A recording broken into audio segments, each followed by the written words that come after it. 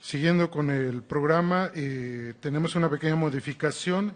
Vamos a continuar con la conferencia magistral del doctor Francisco Javier Marmolejo Cervantes.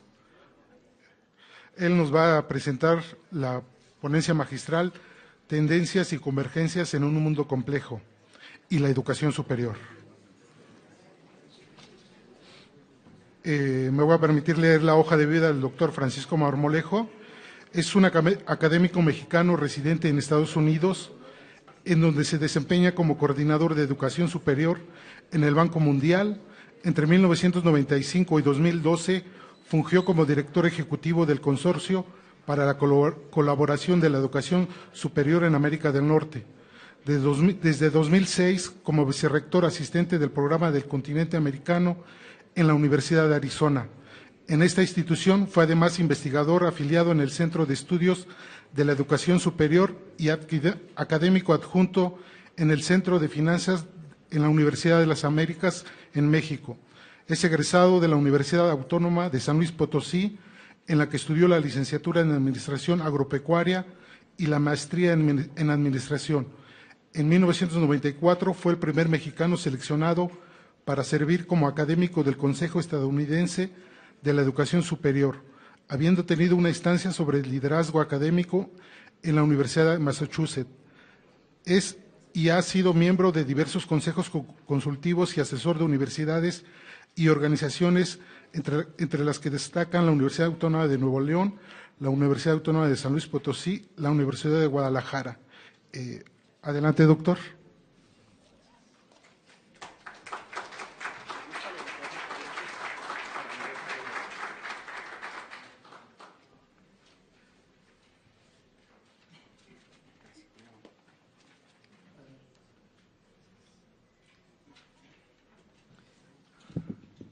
Muy buenos días tengan todos ustedes.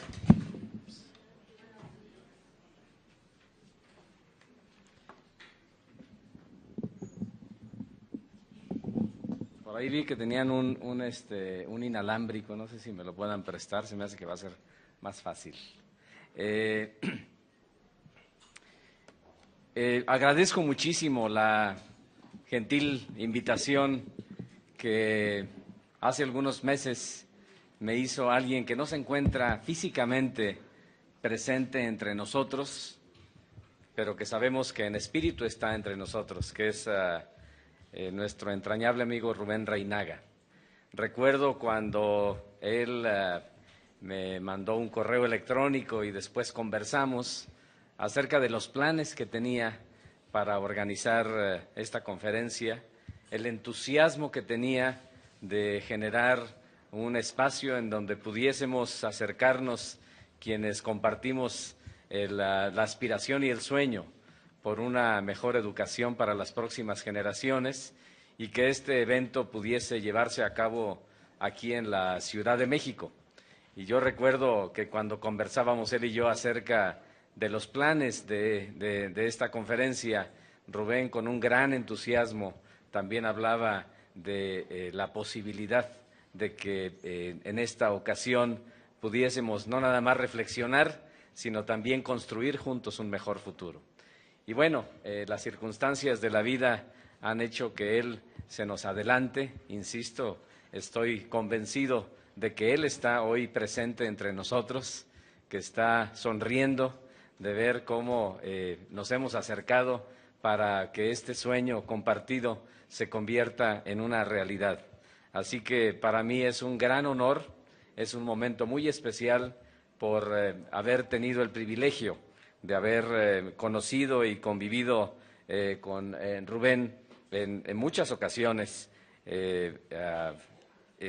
estas aspiraciones compartidas. Recuerdo la ocasión en la que tuve oportunidad de conocer a su esposa, doña María Antonieta, con Rubén, y en donde estuvimos también platicando muchas cosas interesantes. Yo tuve el gusto de recibirlo por primera vez en Tucson, Arizona, en la Universidad de Arizona, en donde yo trabajaba en aquellos momentos, y recuerdo cuando llegó a mi oficina este personaje que me empezaba a hablar de cosas que me llamaba la atención, que decía, a ver, ¿cómo está esto? Es un empresario que está interesado en la educación, ¿cómo está este asunto? Al principio no entendía muy bien y poco a poco empezamos a encontrar tantos puntos de interés común y tantas cosas interesantes, y bueno, esto construyó una amistad entrañable que, aunque se ha truncado por su ausencia física, estoy seguro que permanece entre nosotros. Así que para mí en lo personal, estar en esta mañana aquí, pues es precisamente un reconocimiento personal y humilde de mi parte a ese gran legado que Rubén nos dejó y que espero que todos sigamos construyendo. Cuando Rubén me invitaba a conversar en esta ocasión con ustedes, él me pedía que yo compartiera algunas reflexiones de lo que yo observo por mi trabajo, de lo que está pasando en la educación superior en el mundo. Yo tengo escasamente 4 años de trabajar en un organismo internacional, la agencia de desarrollo más grande del mundo, que es el Banco Mundial. Pero he dedicado toda mi vida profesional, precisamente a observar la educación superior. De hecho, cuando me preguntan cuál es mi oficio, tengo dificultad para decir a qué me dedico.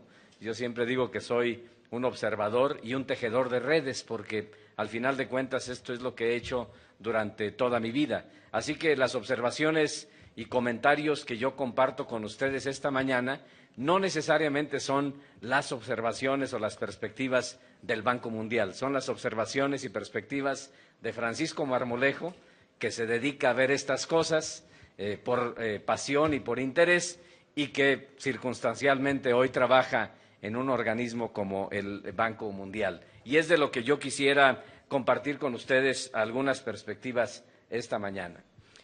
Para empezar, yo quisiera que pensemos juntos acerca de una realidad, y la realidad es que ese futuro, y don Edgar seguramente constantemente nos ha permitido, diríamos, repensar este concepto. El futuro no es algo que va a pasar, el futuro es algo que ya nos alcanzó, es algo que ya está presente entre nosotros en esta sociedad en donde la compresión del tiempo es una realidad de nuestros tiempos, de nuestra época. Pues el futuro es algo que ya no habrá que sentarse a esperar que suceda. El futuro es algo que ya está entre nosotros, y justo entre nosotros están las oportunidades y las limitaciones para que podamos hacer definiciones acerca del mismo. Y es ese futuro que nos ha alcanzado el que nos obliga a pensar qué es lo que está pasando en la educación superior y qué de lo que está o no pasando en la educación superior puede tener significativas implicaciones para las próximas generaciones. Yo les puedo decir que cuando menos en el tramo de vida que yo puedo reportarles a ustedes, el mundo ha cambiado. Y el mundo ha cambiado mucho más de lo que a veces nos atrevemos a pensar o de lo que a veces nos atrevemos a analizar. Hace días tuve la oportunidad de estar en la casa de mis padres, en Ojuelos, Jalisco, donde yo tuve el gusto de nacer, y ahí encontré que ellos todavía tienen el mapa mundi en el que yo aprendí acerca de la geografía del planeta. Y me llamaba mucho la atención, después cuando estaba viendo la foto del mapa mundi, encontrar que cuando yo era niño había países que ya no existen. Y también no había países que hoy existen que entonces no aparecían en el panorama del planeta.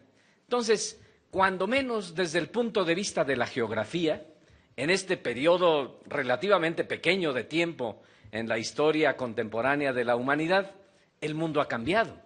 Y bueno, si ha cambiado en la geografía, yo me atrevo a pensar que ha cambiado en muchos otros ámbitos de nuestra vida cotidiana, y por qué no pensarlo, necesariamente tendrá también que cambiar en la educación y específicamente en la educación superior. La realidad que yo creo que hoy sucede es que hay una nueva realidad, y que esta nueva realidad pues tenemos que entenderla, por ejemplo, en un mundo que es cada vez más interdependiente, un mundo en donde ya no podemos pensar que lo que pasa en un lugar solamente tiene repercusiones en el ámbito local, sino en donde cada vez más vivimos en la interdependencia entre unos y otros, que es justo lo que don Edgar Morin precisamente nos invita a que reflexionemos en este mundo de una complejidad que no tiene, diríamos, comparaciones en el pasado reciente de nuestra estancia por acá. También es un mundo que es crecientemente intercomunicado. Cuando yo era niño, me enteraba de lo que pasaba en el mundo gracias a que mi padre tenía un radio que todos los días encendía a las 7 de la noche, no había energía eléctrica en Ojuelos, entonces era con unas baterías, para que se den una idea, esta era una batería equivalente a 3 pilas de, ¿cómo se llama?, de estas de 9 voltios que hoy existen, y él todos los días en la noche prendía el noticiero Carta Blanca, yo recuerdo, y allí es donde yo me enteraba de lo que pasaba en el mundo. Esa era mi ventana para tratar de entender que había algo más allá de las fronteras locales de mi comunidad. Y hoy en día, todos lo sabemos, vivimos en el mundo de la instantaneidad. Hoy lo que estoy conversando el día de hoy con ustedes, pues se está transmitiendo, entiendo, a través del Internet, y habrá personas en otras latitudes del mundo que seguramente estarán precisamente escuchando lo que yo estoy mencionando. Y esto es algo que, digamos, no nos atrevemos a pensar mucho sobre ello. Una gran cantidad de ustedes son padres de familia y lo saben bien por sus hijos. Saben ustedes que el mundo de la instantaneidad en la que ellos viven es completamente diferente al de la generación que les precedió, ¿sí? Hace días tuve la oportunidad de conversar con un grupo de estudiantes de preparatoria en una de mis visitas a los países en donde tengo que trabajar, y yo hacía una pregunta a ellos. Yo les preguntaba, ¿cuántos de ustedes se enteran de lo que pasa en el mundo por leer el periódico? Eran aproximadamente unos 500 estudiantes. ¿Cuántos se imaginan ustedes que se enteran de lo que pasa en el mundo por leer el periódico? Solamente 3 o 4 levantaron la mano. Yo decía, si estuvieran aquí los dueños de los periódicos impresos, deberían de asustarse, porque obviamente las vías y medios, mecanismos de comunicación que hoy existen en el mundo son completamente diferentes. Entonces, vivimos en un mundo crecientemente interdependiente y en un mundo crecientemente intercomunicado. Y no nos queda otra más que tratar de entender que tendremos que ver el mundo con nuevos lentes, con una nueva perspectiva. Hay obviamente quien dice que para qué nos preocupamos por el futuro. El mismo Albert Einstein decía, ¿para qué nos apuramos del futuro? De todas maneras va a suceder, ¿no? Mejor sentémonos y, bueno, yo estoy seguro que no le han atribuido tantas citas a Einstein que yo estoy seguro que capaz de que ni él dijo eso, pero bueno, asumamos que él lo dijo, ¿sí?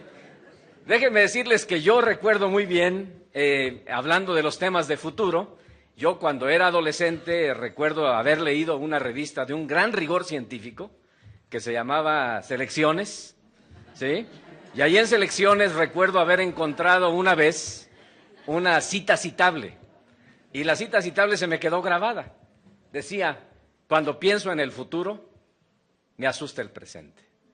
Y deben decirles que cuando yo pienso en el futuro el día de hoy, me asusta el presente, porque estamos tan inmersos en la inercia de lo cotidiano, de que las cosas tendrán o no que cambiar, que no nos sentamos a reflexionar, como hoy lo estamos haciendo aquí en esta mañana, gracias a Rubén, que no nos sentamos a reflexionar qué de las implicaciones de lo que hoy deje de hacer o haga tendrán el impacto en ese futuro que yo quiero construir para los próximos años.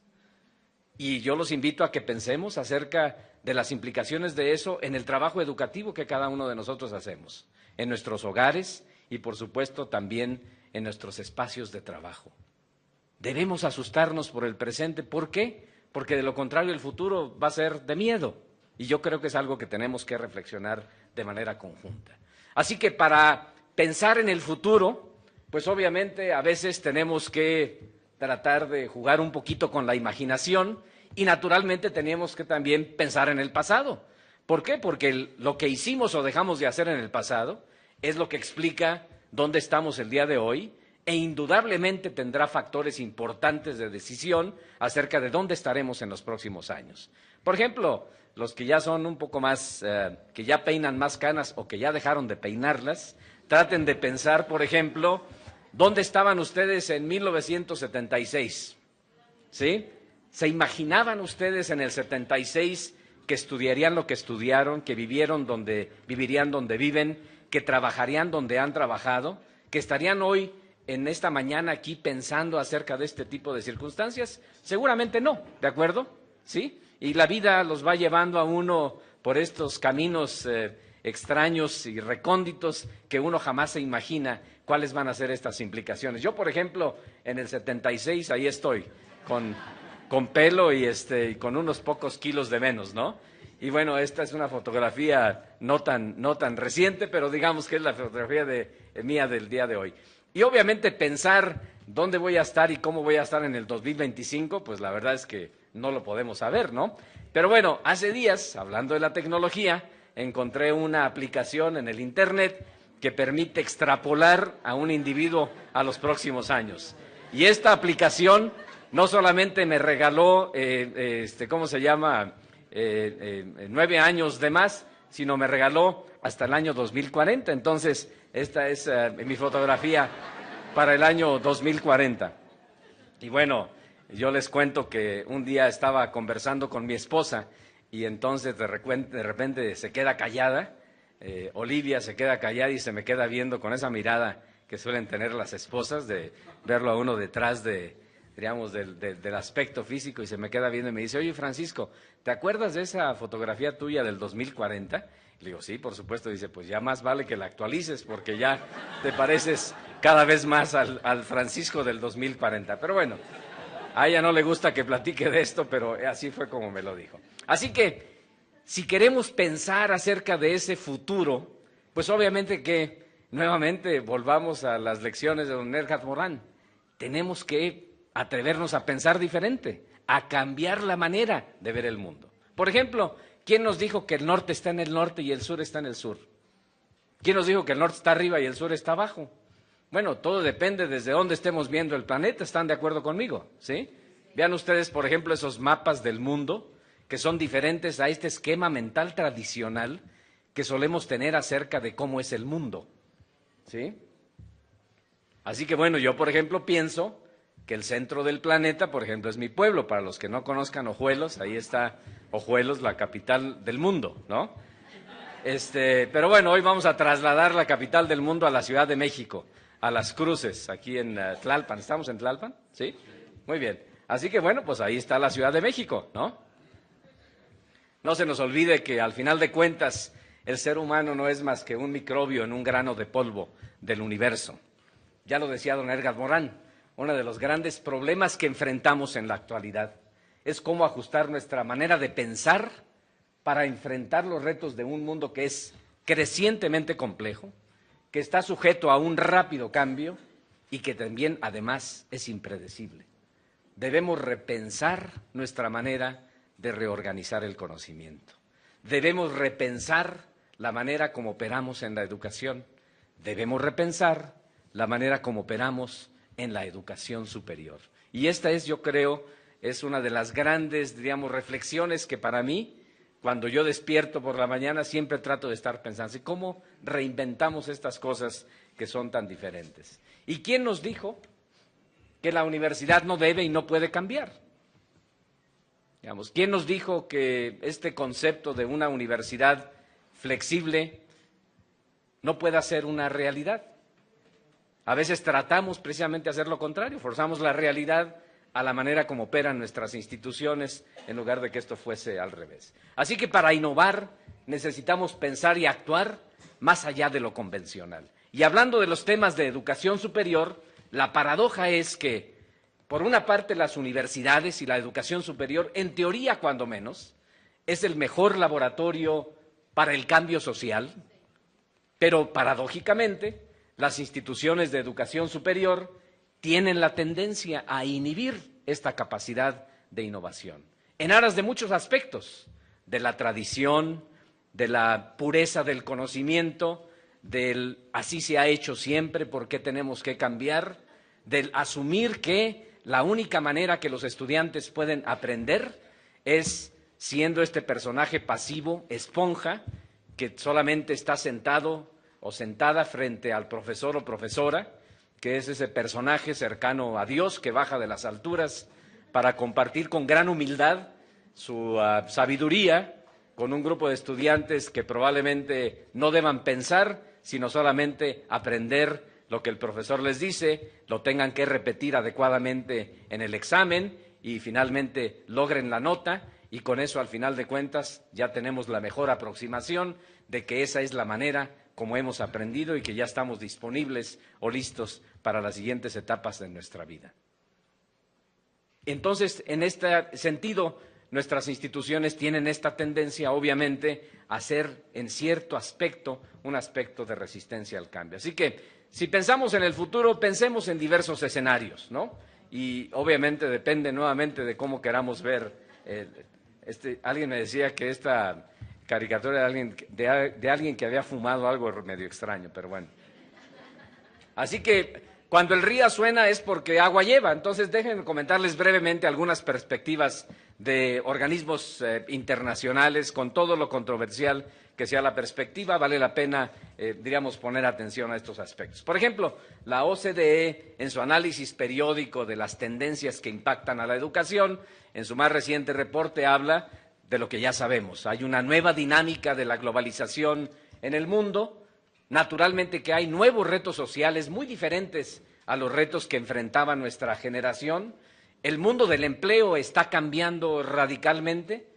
Por otra parte, hay un proceso agudo de transformación de la niñez y de la familia. Hoy lo estamos viendo precisamente aquí en el caso de México con un debate interesante.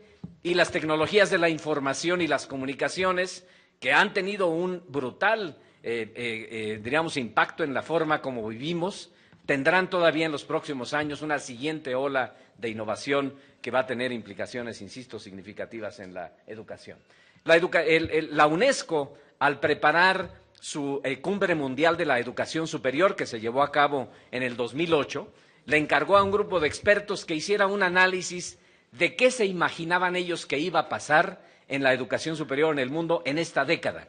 Ya estamos a la mitad de esa década y veamos qué es lo que nos decían ellos. Ellos decían que en esta década la educación superior en el mundo iba a experimentar un profundo proceso de masificación, que sin embargo seguiría habiendo un problema con la desigualdad en el acceso a la educación superior, que habría un significativo incremento en la movilidad estudiantil, que precisamente habría esfuerzos como multiversidad, que era una revolución en los procesos de enseñanza, aprendizaje y los planes de estudio, que los mecanismos de garantía de la calidad, rendición de cuentas y marcos de cualificaciones estarían inmersos en un proceso de internacionalización, lo estamos viendo también, que el tema del financiamiento de la educación superior, quién debe pagar por la educación, sería un tema de debate grandísimo en esta década, lo estamos viendo precisamente, que la participación de los oferentes de servicios de educación superior del sector privado sería la que estaría presentando el mayor dinamismo en el contexto de la educación superior en el mundo, lo estamos viendo también, que habría en esta generación, en esta década, el proceso de recambio generacional más grande en la historia de la educación superior en el mundo, por los temas de que ya nos hemos hecho viejitos los que entramos masivamente a la educación superior hace algunos años. Así que en esta década, anticipaban ellos, lo cual está sucediendo, que habría este cambio radical precisamente este recambio generacional importante en la educación superior, que el entorno de la investigación sería crecientemente internacionalizado y competitivo, y que las tecnologías de la información y las comunicaciones impactarían la manera como se enseña, se aprende y transmite la información. Así que no andaban tan errados Phil Albach y quienes escribieron este reporte, que anticipaba más o menos lo que pasaría en la educación superior. Ahora, les cuento un poquito, en función de lo que yo veo en el trabajo ahí en el Banco Mundial, algunas perspectivas de lo que veo en la educación superior. Si hablamos un poquito acerca del 2025, más o menos 9 años a la fecha. Primero, sabemos, la evidencia ahí está clara, que la demanda global de espacios en la educación superior en el mundo más o menos se va a duplicar. Simplemente al analizar las tendencias demográficas, la educación superior en el mundo, que hoy es de casi 200 millones de estudiantes en el mundo, casi se va a crecer a casi 400 400 millones de personas. Y obviamente que nuevamente mucho del crecimiento en la educación superior en el mundo se va a dar por el crecimiento en las instituciones de educación superior particulares. Habrá también un crecimiento sustancial, por supuesto, en el número y tipo de instituciones de educación superior en el mundo. Esto ya lo estamos viendo hoy en día. Les cuento el caso, por ejemplo, en los Estados Unidos hay, para que se den una idea, aproximadamente 3,000 instituciones de educación superior. Creo que en México hay algo así como 1,200 o algo así, instituciones de educación superior. En la India, ¿cuántas instituciones imaginan ustedes que puedan existir por allá? Hay 35,000 instituciones de educación superior en la India. Entonces, estamos hablando de un proceso de diversificación y crecimiento del sistema de educación superior, no nada más en términos de alumnos, sino también, por supuesto, en términos de instituciones. Y obviamente que el perfil cada vez más diverso de los estudiantes y de la demanda de lo que ellos quieren aprender va a poner en tela de juicio las tradicionales ofertas de las instituciones de educación superior. En otras palabras, habrá una presión fuerte para que las instituciones hagan este cambio de la tradición en donde de repente seguimos formando gente para profesiones que ya no existen, ¿sí? Y esto obviamente que tendrá implicaciones significativas a nivel global. Entonces, primero, el modelo de financiamiento de la educación superior, naturalmente que va a recibir bastantes modificaciones. El papel de la tecnología ya lo está representando en la modificación de la educación superior. Hay un crecimiento hoy en día ya de universidades multinacionales. Hay un proceso de comodificación de la educación superior que obviamente es preocupante, pero al mismo tiempo debemos reconocer que existe. La portabilidad de lo que uno aprende y de las credenciales que uno tiene es un elemento que ya también forma parte hoy del contexto de la educación superior en el mundo. A mí me da mucho gusto ver que, por ejemplo, en el caso de multiversidad, a quienes estudian en la universidad hay un proceso de homologación de sus credenciales, particularmente por el sistema de World Education Services. En fin, esto es algo que ya es algo cada vez más cotidiano. Y obviamente estos elementos van a retar esta idea de que tenemos de qué es una institución de educación superior. Otras dimensiones del crecimiento global de la educación superior es que, por supuesto, la creciente demanda y la consecuente oferta diversa va a impactar temas tales como el acceso, el costo y la calidad de la educación superior, de manera similar, nos guste o no, a cómo existen otros servicios en el ámbito de la sociedad global. Más estudiantes, por ejemplo, van a aprender desde casa, más estudiantes van a estudiar en el extranjero, y lo pongo entre comillas porque la virtualidad hace que la experiencia de lo internacional no necesariamente esté confinada a alguien que sale al exterior. Y obviamente el mercado empleador suponemos que va a aprender un poquito más y va a reconocer más a la persona, no nada más por la institución de la que viene, pero sobre todo por las herramientas que tiene disponibles desde el punto de vista profesional. También es obvio que los estudiantes no tradicionales van a ser cada vez un factor de más importancia en la educación superior. Ya lo estamos viendo en otros países. Aquí en México, por ejemplo, todavía el promedio de edad de un estudiante universitario es de aproximadamente 20 años. En el caso de los Estados Unidos, por ejemplo, el promedio de edad de los estudiantes universitarios hoy es de 27 años. Digamos, está trasladando, digamos, a una oferta mucho más flexible que abarca no nada más a quien recientemente terminó la preparatoria, sino a muchas personas que después de un tiempo buscan educarse o reentrenarse. Habrá presiones de mercado importantes y también habrá presiones y tensiones políticas importantes en torno a la educación superior. Indudablemente que seguirá habiendo el debate acerca de si la educación superior es un derecho, si la educación superior es un servicio, si la educación superior es un instrumento ideológico de los países o si es un mecanismo del mercado que quiere controlar a las sociedades. En fin, muchos de los debates que hoy conocemos acerca de la educación, naturalmente que se seguirán dando en los próximos años.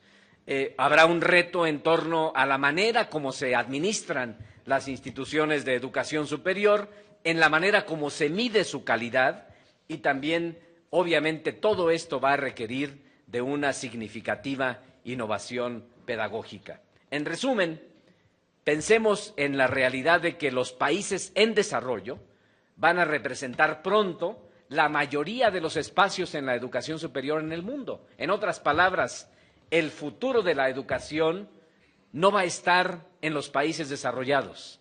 El futuro de la educación superior en el mundo va a estar en los países en desarrollo. Y obviamente que va a ser un futuro que de nosotros dependerá, como comunidad educativa global, que sea mejor o peor. Pero al final de cuentas, ahí es donde se van a definir las grandes perspectivas de la educación superior en los próximos años. Y a nivel mundial, con esto concluyo esta parte de la reflexión, los sistemas de la educación superior transitarán de modelos de élite hacia modelos cada vez más flexibles y de un acceso mayor. Perdón, déjenme tomar un poquito de agua. Tengan un poquito de paciencia porque son como poquitas slides, son como unas 1000, así que tengan paciencia.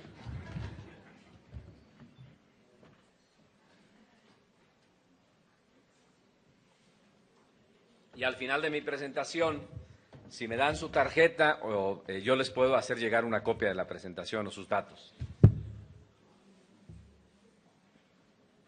A ver si no se cae. Muy bien.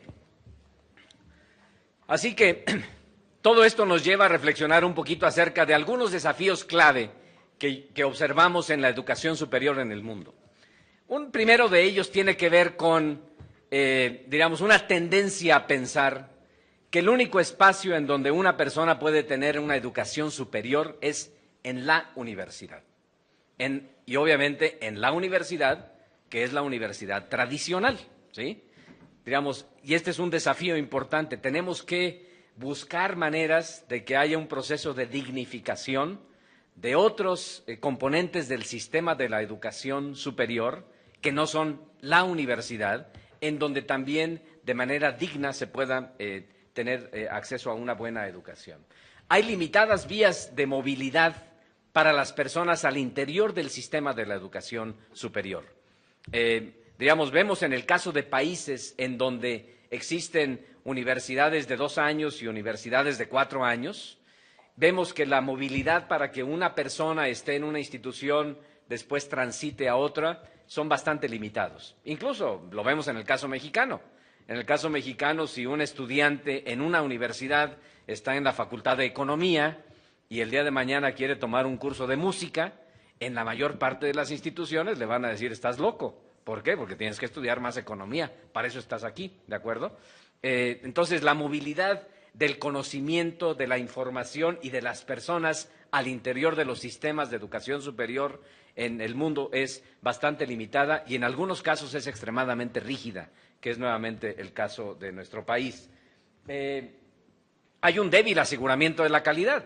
Digamos, en el caso de América Latina hemos visto que en los últimos años se han creado sistemas de aseguramiento de la calidad, acreditaciones, pero de repente yo siempre bromeo diciendo que en la región tenemos la enfermedad de la acreditacionitis, ¿no? Donde todo el mundo quiere acreditarse por todo y la acreditación al final de cuentas se convierte en un diploma que se pone en la oficina del rector y un anuncio en los medios locales de comunicación y todo sigue igual, ¿no? En fin, estoy hablando de otras partes del mundo, no de América Latina.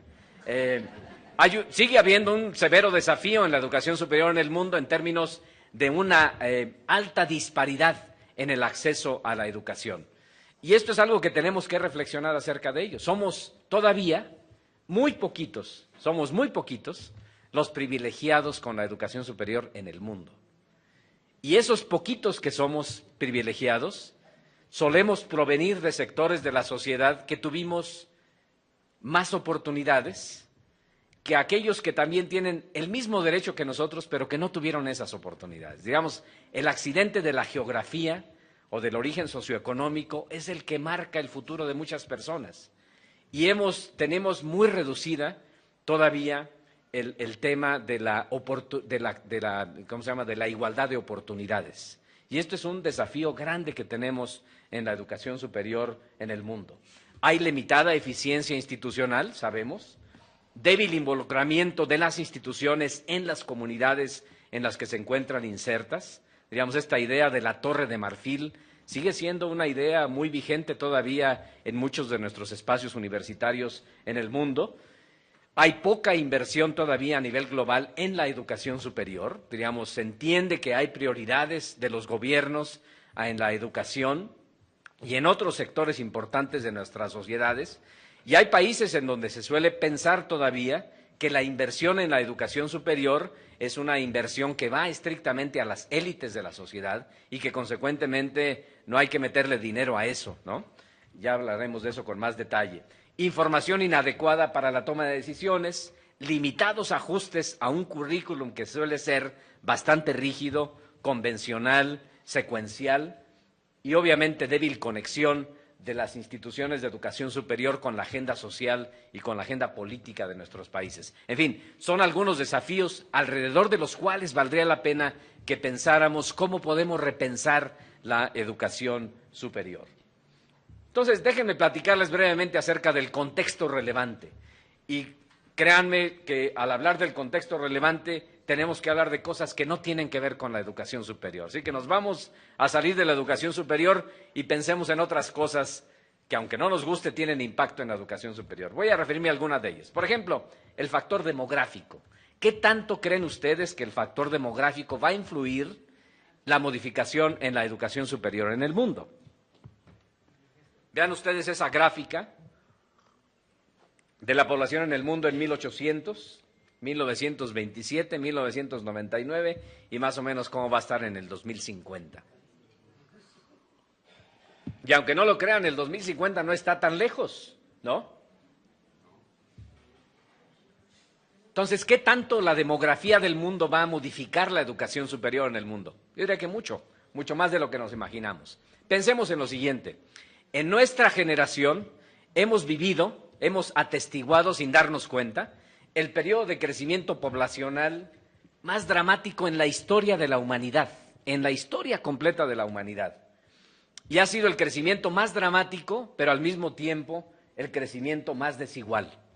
¿Por qué? Porque ustedes lo pueden ver ahí en esta gráfica. Digamos, el mundo ha crecido en donde hay menos recursos. Y el mundo se ha hecho chiquito, y de hecho se va a hacer más chiquito, en donde hay más recursos. Y obviamente esta separación entre los que tienen y no tienen, pues tiene implicaciones significativas para el futuro. En esta gráfica ustedes pueden observar cómo para el año 2050 la población del mundo en países desarrollados de hecho va a decrecer, en tanto que el mundo va a seguir creciendo en los países en desarrollo. Inclusive la misma definición del concepto país en desarrollo empieza a ponerse en tela de juicio. Vean ustedes el caso de Italia. Esta es una fotografía que yo tomé en Rimini, en Italia. ¿Qué es lo que vemos ahí en esta gráfica? Hay sociedades en el mundo que se están envejeciendo, ¿sí? Por ahí me daban el dato, no sé si sea cierto, que la venta de pañales para ancianos en Italia es mayor que la venta de pañales para niños, ¿sí? Hace poquito estaba leyendo el caso de una villa en Italia, no recuerdo el nombre, que tuvo, era una gran noticia global, de hecho lo leí en la BBC de Londres, porque era la primera ocasión en 40 años que en el pueblo había un niño que había nacido, ¿sí? Entonces era toda una noticia que por primera vez en 40 años una familia de jóvenes se había mudado allá y habían tenido un bebé, imagínense ustedes, ¿sí? Entonces, hay la realidad de, obviamente, países en el globo terráqueo en donde la dinámica del envejecimiento es una realidad actual.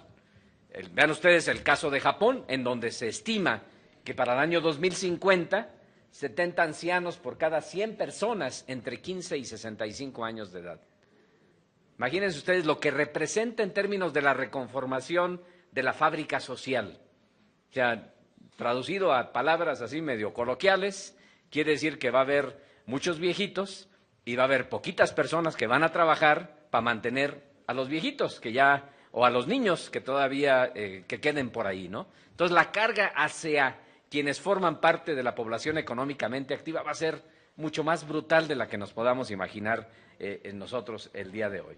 En contraste, veamos otras regiones del mundo. Por ejemplo, la región del Medio Oriente y el norte de África.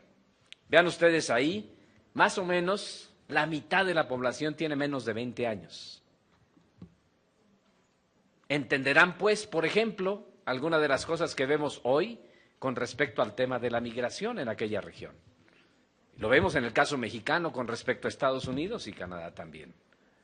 Esas son dinámicas que necesariamente van a ser parte de lo cotidiano de los próximos años y que tristemente inclusive van a dejar de ser noticia.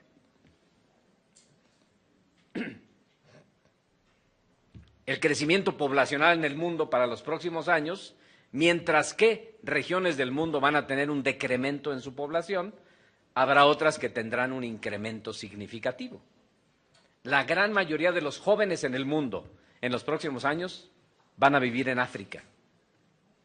Más o menos como el 70% de los jóvenes van a ser jóvenes africanos, que es, por cierto, la región del mundo que hoy tiene las más bajas tasas de acceso a la educación superior. Entonces, imagínense, pensemos en ese futuro que no nos gusta, un futuro de muchos jóvenes, con pocas oportunidades, con poca educación, y en el mundo interdependiente en el que vivimos no podemos ignorar esa realidad. No podemos pensar que, bueno, allá a ver cómo les va y que se peleen ellos con los europeos y nosotros tenemos nuestras broncas por acá. No podemos pensar eso. Este concepto de digamos, del aspecto holístico de la humanidad lo tenemos que tomar en consideración. Así que yo les voy a hacer a ustedes como educadores un examen de geografía el día de hoy. ¿En dónde están esos países? A ver, encuéntrenlos.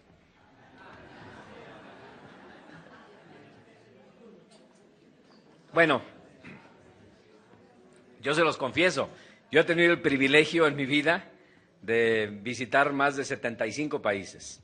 A veces todavía me sucede, cuando me dicen, oye, hay tal proyecto en tal país, que lo primero que digo, espérame tantito, déjenme ir a buscarlo porque más o menos me acuerdo dónde está, ¿no? Y eso nos pasa, ¿están de acuerdo conmigo? ¿Y por qué les pregunto de estos países? Bueno, porque curiosamente, si vemos la dinámica poblacional de los próximos años, aparte de los usual suspects, como dicen en inglés, que sería India, China, Estados Unidos, Brasil, México, por supuesto, y Japón, todos estos países de los que yo les preguntaba van a ser los países más grandes del mundo en términos de población. Y si ni siquiera sabemos dónde están ubicados, y si mucho menos sabemos qué idioma hablan, qué piensan, en qué sueñan, cómo se educan, etcétera, etcétera, yo creo que estamos perdiendo un poquito la dimensión acerca de los impactos globales que va a tener la educación en los próximos años, ¿no? Entonces, eso que pasa en la demografía sí tiene implicaciones en la educación y particularmente en la educación superior. Otro dato interesante es que la gente en el mundo ya no va a vivir en las áreas rurales. A principios del siglo pasado, solamente el 10% de la población en el mundo vivía en las ciudades. Era el caso mexicano. Solamente el 10% de la población de México vivía en ciudades como la Ciudad de México. Para el 2007 ya la mitad de la población del mundo vivía en las ciudades y se estima que para el 2050 prácticamente la mayoría de la población del mundo va a vivir en las ciudades. ¿Y esto qué implica? Que tendremos que entrar en un proceso de urbanización de la educación y de la educación superior. Por otra parte, también implica un desafío porque el otro 25% que no está en esta cifra corre el riesgo de quedar más marginado de las oportunidades para el desarrollo. Así que en México, afortunadamente, y en América Latina, tenemos un significativo bono demográfico. Lo hemos oído, yo recuerdo haberlo escuchado desde que yo era adolescente, que México es un país joven y que México tiene un importante bono demográfico. Eso es cierto, pero es el nuestro y la región de América Latina, una región todavía joven, pero que se está haciendo cada vez más vieja. Y si entonces hoy, imagínense ustedes, pónganse a pensar el caso de Japón nuevamente. ¿Ustedes se podrían pensar que en Japón tendrán que cerrar universidades? ¿Se imaginarían que en México tendrían que cerrar universidades porque no hay alumnos? Pues no, ¿verdad? Como que pensamos que hay tantos que tienen que educarse que no se necesita. Bueno, hoy ya está sucediendo en varios países que están teniendo que cerrar universidades simple y sencillamente porque no hay alumnos que atraer a esas, porque no hay jóvenes. Y entonces, en el caso mexicano, Afortunadamente no vamos a tener ese problema, al revés, vamos a seguir teniendo el problema de más espacios para más jóvenes que se puedan educar, pero solamente por un poco tiempo, porque estamos en una región, en un país, en una región, digamos, en un proceso de envejecimiento también que estamos experimentando en nuestra sociedad. Así que el concepto de esa idea del capital humano, de la formación de las personas con herramientas adecuadas, es un concepto que obviamente cambia inclusive la perspectiva tradicional con la que vemos el mundo y la economía. Cuando éramos estudiantes, quienes estudiábamos estas cosas, aprendíamos de los factores de la producción, ¿no? Tierra, trabajo, capital, organización. Y ahora vemos que el factor humano se convierte en el activo más importante de muchos países. Veamos el caso, me llama mucho la atención y quiero compartirles el caso del territorio de más reciente creación en Canadá, que es el territorio de Nunavut. Cuando ustedes van a Canadá y cuando ustedes piensan, digamos, si yo les preguntara a ustedes ahorita cuál es el país más grande de América del Norte, ustedes me dirían es Canadá, después es Estados Unidos y luego es México. Y cuando ustedes están en Canadá y leen el periódico, me llama mucho la atención que no hay día en donde ustedes no lean algún comentarista o algún artículo que diga Canadá es un país pequeño. Y entonces yo la primera vez que lo leí yo decía, ¿qué fumaron estos jóvenes que no entienden que viven en el país más grande? Porque para ellos la definición del tamaño país no está en función de la superficie, sino de las personas, de ese capital humano al que yo me refiero. Y nuevamente les menciono el caso de Nunavut. Ahí está Nunavut, es la parte norte de Canadá. Para que ustedes tengan una idea, Nunavut tiene la superficie total equivalente a la de México. Imagínense que a todo México lo ponen ustedes ahí. Pero tiene la población de Ojuelos de Jalisco. Entonces imagínense que en todo México solamente hubiese el número de habitantes que hay en Ojuelos de Jalisco. Entonces, obviamente, diríamos, el tema de la persona con formación, educación, etcétera, se convierte, por supuesto, el factor más importante para el desarrollo en esta sociedad global en la que estaremos viviendo. Entonces, en el caso mexicano, obviamente que los datos son muy interesantes, porque nuevamente, México sigue siendo un país joven. La presión demográfica por oportunidades de educación sigue y seguirá todavía en los próximos años. La provisión de educación seguirá siendo una prioridad social y económica de gran importancia para México para los próximos 20 años. Así que si alguien tiene preocupación de que se vayan a perder las oportunidades, no, las oportunidades ahí van a estar para los próximos años. Sin embargo, obviamente que tenemos un problema. Tenemos el problema de muchos jóvenes que no estudian y que no trabajan, para los cuales obviamente esta idea de un mundo mejor se convierte en una triste jugarreta del destino y por los que es entendible la frustración social que ellos pueden sentir en este mundo intercomunicado en el que vivimos, donde ven un mundo tan cercano pero al mismo tiempo tan distante y obviamente con la legítima preocupación de por qué no tuve yo la misma oportunidad que aquellos que están gozando del beneficio. Y si ustedes ven la gráfica para los próximos años, pueden observar ahí que América Latina y México también van a empezar a enfrentar el mismo reto que hoy enfrentan sociedades en países desarrollados. En otras palabras, se estima que va a comenzar, de hecho ya comenzó en el 2013, el descenso gradual en cuanto al número de jóvenes del total de la población y consecuentemente que estarán tocando las puertas de las instituciones de educación superior. En otras palabras, todavía son muchos, pero gradualmente va a empezar también a presentarse esta reducción.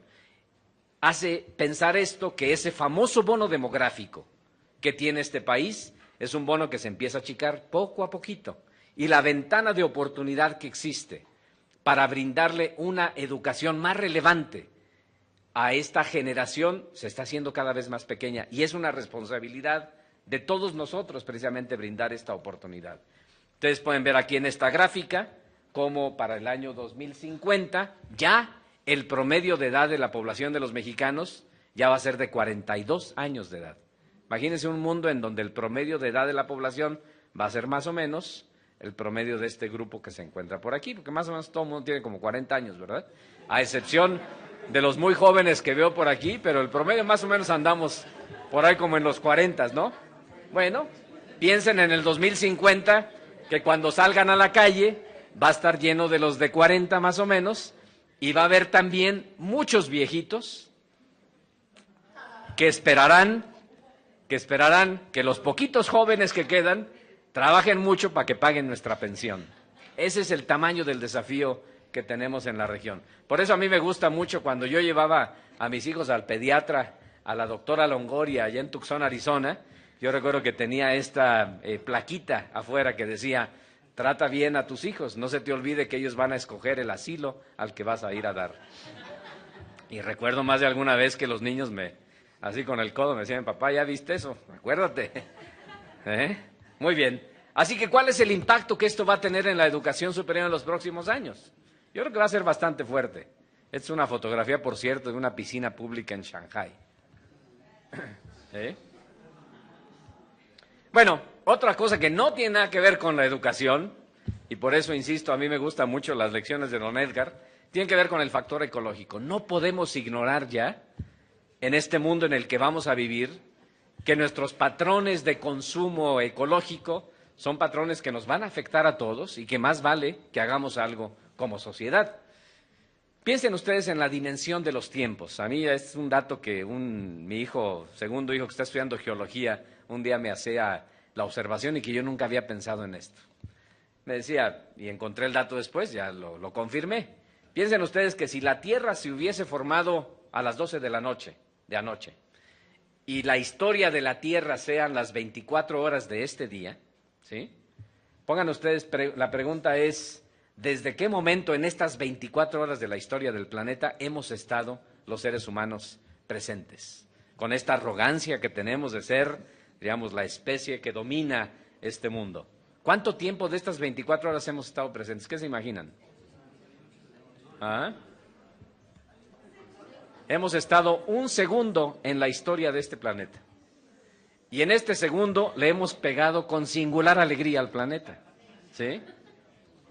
Piensen ustedes no nada más en el segundo, piensen en los 50 años nada más, lo que hemos hecho en estos últimos 50 años. Hace algunos años hubo un libro, tal vez ustedes lo habrán leído, que se llamaba Los límites del crecimiento, que fue el primer libro en el mundo que empezó a hablar de un concepto raro. Yo recuerdo cuando era estudiante, cuando se hablaba de ecología, lo primero que decía es: ecología, ¿y eso qué es? ¿Cómo se come? ¿De qué se trata? ¿No? Entonces el primer libro, el libro pionero que empezó a hablar de esto fue este libro, The Limits of Growth. Y es interesante que ellos hace poquito,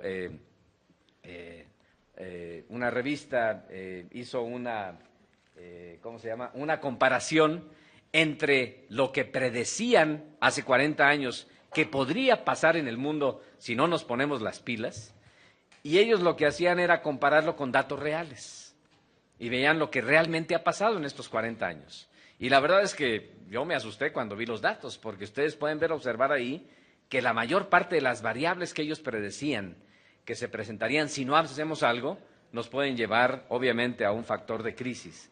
Ellos estimaban que para el 2030, al declinar la población y presentarte todas estas variables que tienen que ver con comida per cápita, servicios per cápita, producción industrial, contaminación, que eventualmente pudiéramos tener una crisis global ecológica.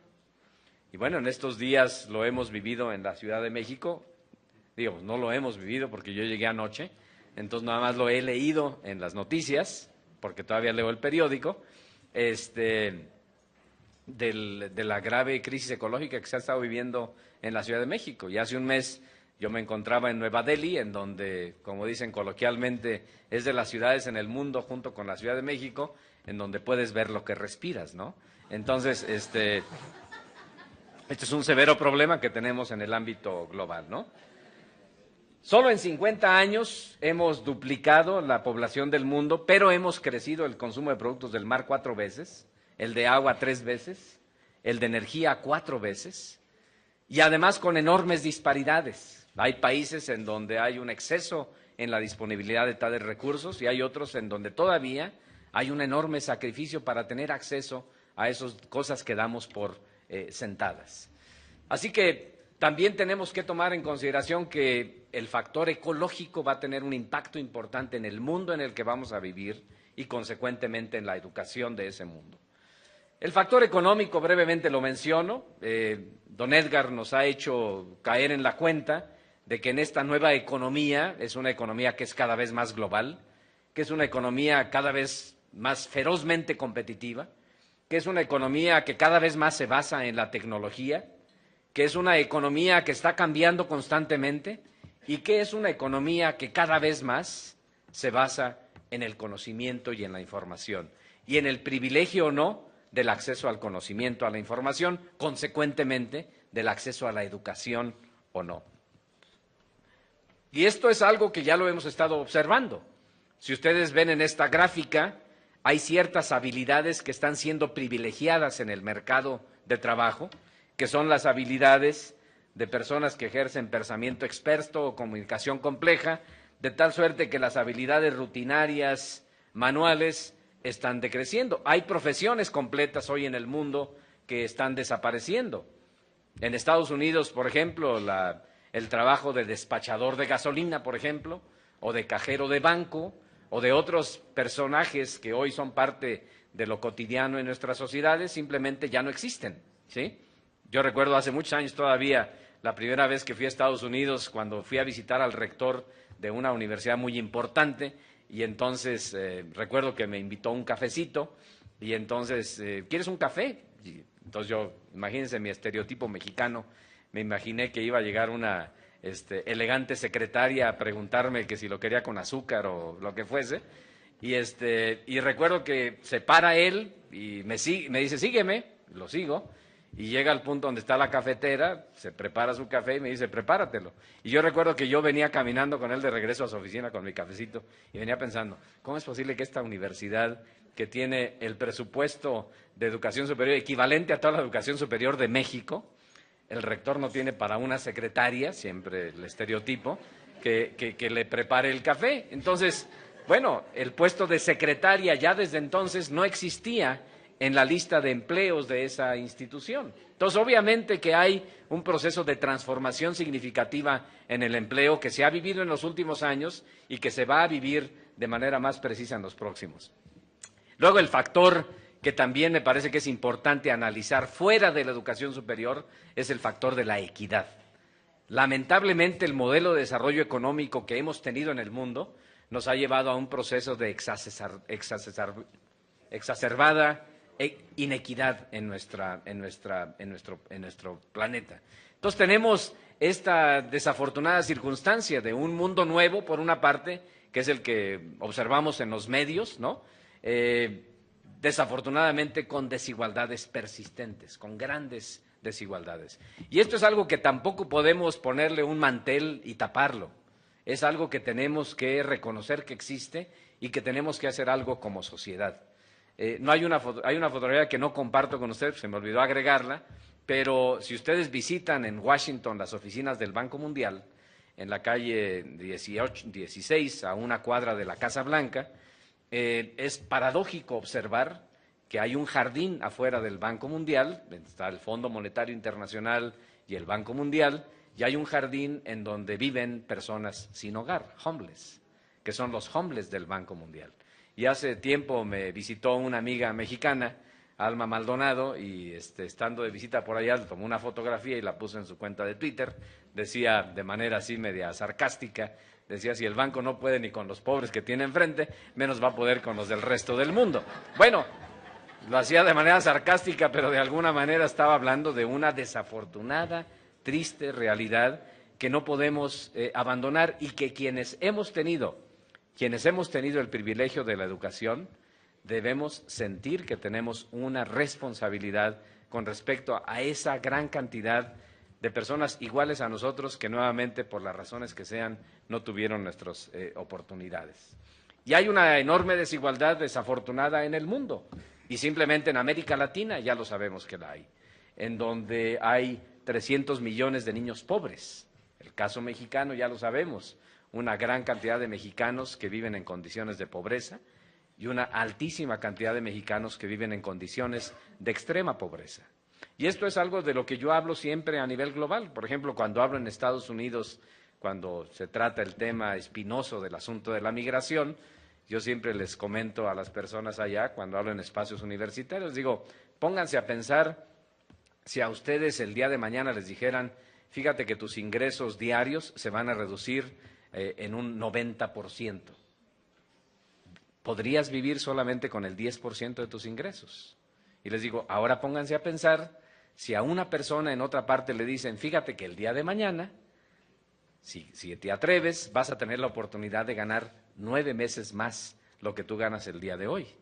Le digo, entonces, mientras existan estas enormes disparidades entre nuestros mundos, es imposible pensar en estos muros que quieren construir algunos para no reconocer una realidad que es de todos y que entre todos tenemos que resolverla.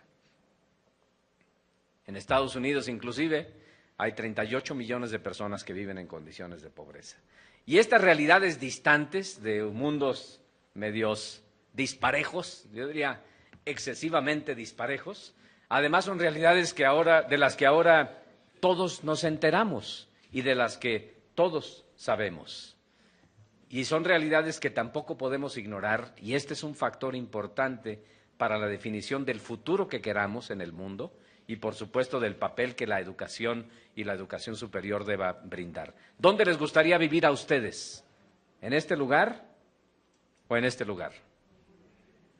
Son realidades muy distantes, ¿están de acuerdo? Muy distintas. Y aunque no lo crean, no son realidades distantes. Porque esta fotografía de Sao Paulo, lo único que separa a los que tienen de los que no tienen es una barda, un muro. Y traten de posicionarse cada uno de ustedes de un lado o del otro. ¿Cómo ven el mundo?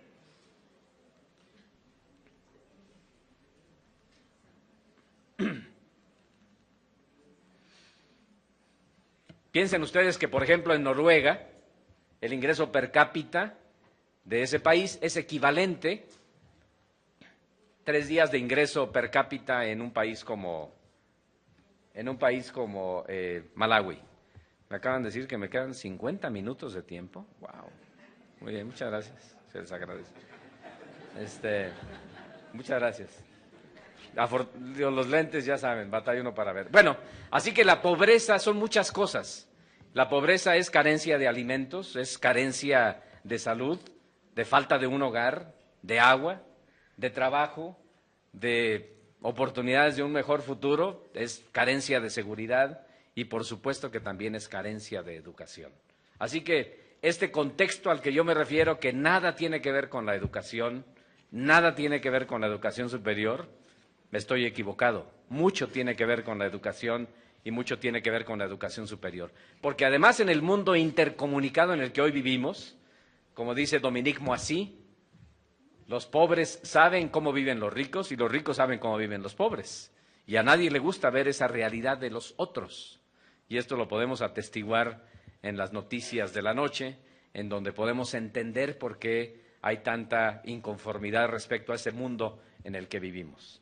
Y América Latina, ustedes lo saben, es la región del mundo con la mayor tasa de desigualdad, de acuerdo con el índice Gini, y México, por supuesto, que no es la excepción. Entonces, la pregunta para todos es, ¿qué de todo este rollo que les acabo de echar tiene que ver con la educación superior? Pues no mucho, no, claro que sí, muchísimo.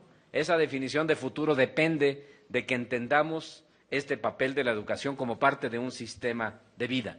Y esto me lleva a proponerles a ustedes 5 desafíos importantes para la educación superior. El primero es el desafío de quién tiene derecho o no a estar en las instituciones de educación superior, que es el dilema del acceso a la educación superior. Sabemos que a nivel global, cada vez más personas, como les mencionaba anteriormente, están teniendo el privilegio de la educación superior. Sin embargo, los niveles son relativamente dispares en el acceso a la educación superior. Miren ustedes, por ejemplo, el caso de América Latina, en donde ha habido en los últimos años un incremento bastante importante en la matrícula de la educación superior. Simplemente en México, la educación superior en México en 1950 no había más de 50,000 estudiantes en la educación superior en todo el país. 50,000, pónganse a pensar en eso. No es ni la quinta parte de lo que es la matrícula de la Universidad Nacional Autónoma de México el día de hoy, ¿sí? Y el crecimiento ha sido espectacular, eso no nos cabe la menor duda y gracias a eso nos hemos beneficiado muchos de ellos, empezando por su servidor. Pero cuando vemos la región de América Latina comparada con otras regiones del mundo, vemos que nos hemos quedado atrás, ¿sí? Y hay unas que han caminado muy rápido, estamos arriba de algunas, como es el subsahara africano y la región del Medio Oriente y el norte de África. Entonces veamos qué es lo que pasa en México. Crecimiento espectacular en la matrícula de la educación superior en los últimos años, como ustedes lo pueden observar en esta gráfica. La proporción de mexicanos que tenemos educación superior es cada vez mayor, sobre todo en el periodo de la edad productiva, pero seguimos siendo muy poquitos. Vean ustedes el caso de Corea comparado con el caso de México. El caso de Corea, que está en la extrema, en esta parte de la izquierda, las personas que tienen de 55 a 64 años de edad, en otras palabras, quienes fueron parte de la generación previa, más o menos el 10% de ellos tenía estudios superiores. Para las personas que ya tienen 25 a 34, este 10% se ha crecido casi al 65%. Y en el caso mexicano, como ustedes lo pueden observar acá, teníamos más o menos el mismo nivel en esa generación y nos hemos ido del 10 al 20, lo cual es un gran avance, pero los coreanos se fueron del 10 al 65. Así que avanzamos mucho, pero nos hemos quedado un poquito atrás y obviamente que esto representa una significativa desventaja.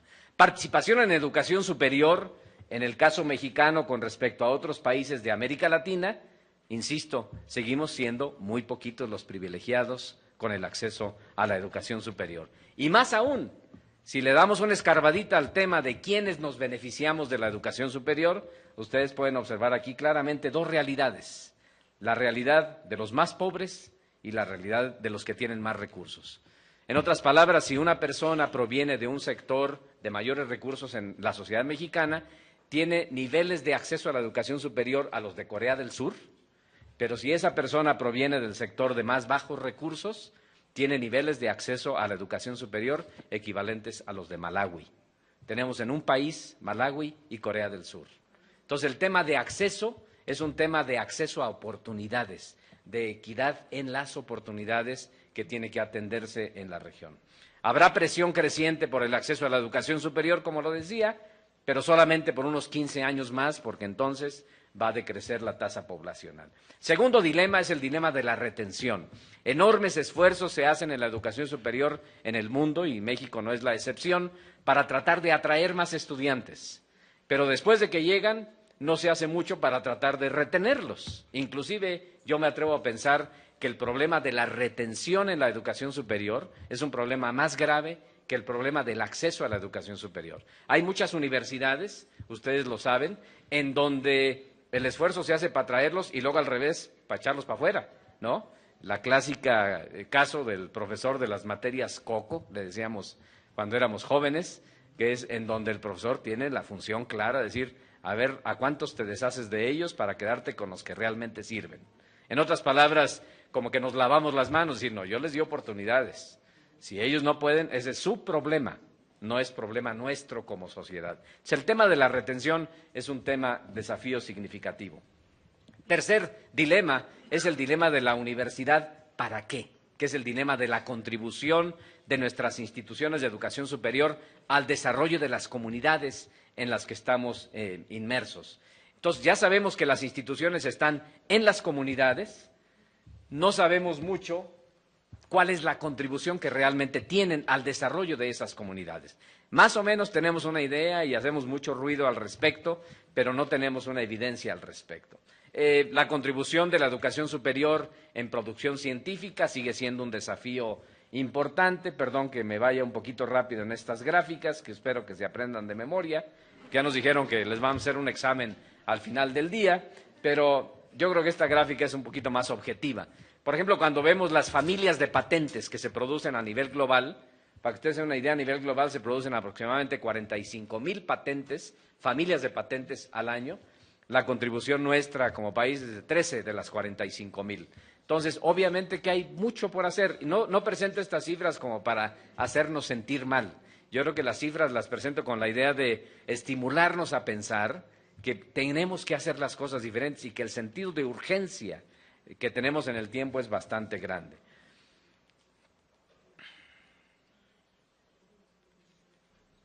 Entonces, obviamente hay una fórmula simple y la fórmula simple es, pues ya sabemos, más y mejor educación. O sea, tenemos que hacer esfuerzos para que más mexicanos se beneficien de la educación, pero obviamente una educación que sea más relevante. Y ahí es donde yo nuevamente me traigo y trato siempre de tener presentes los 7 saberes de don Edgar Morán. Porque si no pensamos en una educación diferente, yo creo que estaremos haciendo más de lo mismo, estaremos en un crecimiento inercial y seguramente las próximas generaciones nos van a reclamar qué es lo que no supimos hacer para tratar de cambiar este estado de cosas. Sabemos que la educación representa más empleo, que representa más ingresos, que representa personas más tolerantes y que presenta mayor bienestar para la sociedad. Desde el punto de vista económico, déjenme decirles este dato interesante. Se sabe por los estudios que se hacen en el Banco Mundial que por cada año de estudios que una persona tiene adicional, tiene en su vida aproximadamente un 10% más de ingresos para su bienestar personal, familiar y colectivo. Pero si hacemos el corte desde el punto de vista de los niveles de la educación, ustedes pueden observar aquí que la educación superior es donde existen los más altos niveles de retorno económico para las personas, en términos de mejores condiciones que les puedan generar un mayor bienestar para ellos y sus familias. Simplemente desde el punto de vista económico. Ya sabemos que la educación superior no es nada más acerca de los recursos económicos para tener una mejor vida. También sabemos que la educación superior tiene importantes beneficios sociales desde el punto de vista de formar personas más tolerantes, más conscientes del medio ambiente, más saludables y, por supuesto, con más sentido de responsabilidad para su comunidad. Espero que ese sea el caso. Cuarto dilema, y ya casi con esto termino, el dilema de la universidad que tiene que ver con las herramientas. Y ahí es donde estamos en el dilema de la calidad y la pertinencia de la educación superior. En la región de América Latina ha habido importantes avances en el tema de la calidad, pero obviamente, como yo decía anteriormente, tenemos la enfermedad de la acreditacionitis y tenemos que buscar maneras de que la educación superior rompa este esquema convencional. Luego tenemos el síndrome de los rankings, que es otra enfermedad ahí que nos ha afectado mucho a la educación superior en el mundo. Me voy a brincar esto porque si no, no termino. Ya nada más me quedan como 300, Tengan un poquito de paciencia, por favor. Entonces, ¿qué tipo de educación? Pensemos en el contexto tecnológico tan diferente que es ahora. Mi padre contaba la historia de que el abuelo invitaba a sus amigos a que escucharan el radio y que más de alguno se acercaba a preguntarle, ¿y dónde está la persona que habla? O sea, yo no entiendo ahí quién es la persona que está hablando, ¿no? Eso que nos da risa ahorita, obviamente que tiene implicaciones significativas. Piensen ustedes que en el mundo se tardaron 74 años para que 50 millones de casas tuvieran un teléfono y solamente 4 años para que tuvieran acceso al Internet. La tía Consuelo era mi tía en Ojuelos y era la encargada del ¿cómo se llama? Sí. Por alguna razón, además, era la persona más informada del pueblo, no sé por qué. Un día cuenta mi padre que ella estaba leyendo un diccionario inglés-español y que le dice, oye, Consuelo, ahora estás aprendiendo inglés. Y entonces la tía dice, no, es que me desespera tanto cuando están hablando los paisanos que se van al norte y están hablando en inglés, no entender de lo que están hablando. O sea, se quería enterar también de los chismes de la... Entonces, nuevamente, si pensamos en el futuro, tenemos que pensar un poquito dónde estábamos hace algunos años. Piensen cómo hace algunos años, por ejemplo, desde el punto de vista tecnológico, esa era la tecnología que había en aquellos años. Los que están más viejos aquí se acordarán del código Hollerith. A ver quién se acerca, quién se acuerda de eso. ¿Sí? Miren, estos eran los primeros mouse que había, las computadoras que había en aquellos años, y no fue hace muchos años, ¿sí? ¿Quién sabe lo que es una regla de cálculo aquí? Y se dan cuenta, los que levantan la mano son los que ya peinan más canas, ¿sí? Los jóvenes no tienen ni la más remota idea de lo que estamos hablando, ¿verdad? Bueno, las reglas de cálculo eran nuestras calculadoras, ¿no? Esa era la tecnología que nosotros teníamos, ¿no? Y esto simplemente pasó en un tramo generacional. Pónganse a pensar ustedes lo que va a pasar en los próximos años con la tecnología. Esa era la tecnología de los discos, ¿no? Las videocassettes, etcétera. La buena noticia es que ahora están de moda otra vez los discos de vinil, que era nuestra nuestra tecnología. Así que estas cosas que ustedes todavía las podrán ver en las revistas viejas, donde se hablaba novedosamente acerca de la tecnología, pues naturalmente que hoy los medios tecnológicos que utilizamos muy pronto van a ser vistos como relativamente arcaicos. De hecho, ya sucede. Por ejemplo, el tema del Facebook, ya muchos jóvenes prefieren no estar en el Facebook, prefieren utilizar otros medios para comunicarse, ¿no? Entonces, la tecnología ha cambiado todo, nuestras vidas y la manera como aprendemos y estudiamos. Ahora, obviamente, que hay nuevos límites de lo privado que tenemos en nuestras sociedades. La niñez, acuérdense, lo decíamos hace un rato, también ha cambiado la manera como vive y utiliza la tecnología. De manera inclusive, yo diría hasta exagerada, ¿no? Hoy parece ser que todos estamos interactuando con nuestros aditamentos tecnológicos en lugar de interactuar con otras personas. En fin, este contexto tecnológico tan diferente, por supuesto que ha provocado un cambio radical en la manera como se vive la tecnología, se utiliza la tecnología y la tecnología, por supuesto, que afecta nuestras vidas. Piensen ustedes que hoy 20 casas tienen el equivalente de todo el acceso al Internet que había en el mundo en 1995. Y obviamente el problema ya no es tanto la falta de tecnología, sino la manera poco innovadora con que probablemente utilizamos la tecnología. Esta es la que más me gusta de todas. Sí, porque sabemos que existe el Wi-Fi, pero no tenemos la menor idea ni de cómo funciona, pero sabemos que ahí está, ¿no?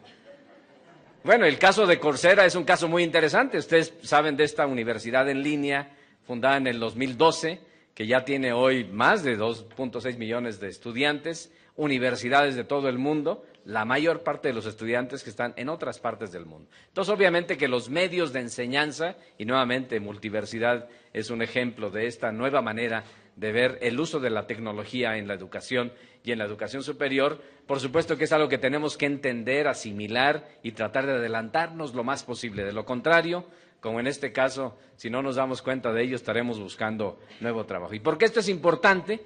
Porque los estudiantes son diferentes, nos guste o no. Son estudiantes que saben probablemente más que nosotros acerca de la tecnología y son estudiantes que piensan de manera diferente a como nosotros pensábamos quienes los estamos educando. Son migrantes, ya no son migrantes digitales, son nativos digitales. La generación que entró a las universidades el año pasado es la primera generación a nivel global en donde todos los estudiantes ya son nativos digitales, no son migrantes digitales como somos quienes estamos en la educación el día de hoy. Pónganse a pensar que para los próximos años, ¿esto qué implica? Que toda la información que hoy hay en el mundo va a representar solamente el 1% de la información a la que tendrá acceso un estudiante en el año 2050. Entonces ya no es un asunto de si queremos que se aprendan todo, como hoy todavía nuestro sistema de educación superior aspira a que así sea, sino que aprendan dónde está la información, que tengan capacidad de encontrarla, discriminarla, analizarla. Eso es lo que va a representar la principal diferencia en el acceso al conocimiento y a la información. Fuimos nosotros educados secuencialmente. Primero es Matemáticas 1 y luego es Matemáticas 2. Hoy los estudiantes son multitarea, multipensamiento, son estudiantes que están pensando en muchas cosas al mismo tiempo, con mucho grado de superficialidad, debo decirlo, pero están ellos haciendo muchas cosas al mismo tiempo. El 66% de los que están en el Internet hoy son jóvenes, no somos los adultos. No sé cuántos de ustedes conozcan estos sitios de Internet. Ni idea tenemos, ¿verdad? Pues aguas, porque nuestros hijos están utilizando eso para comunicarse. Y si ni siquiera sabemos qué son estos sitios, mucho menos sabemos de qué están hablando. Probablemente incluso estén hablando de nosotros y no nos demos cuenta acerca de ello.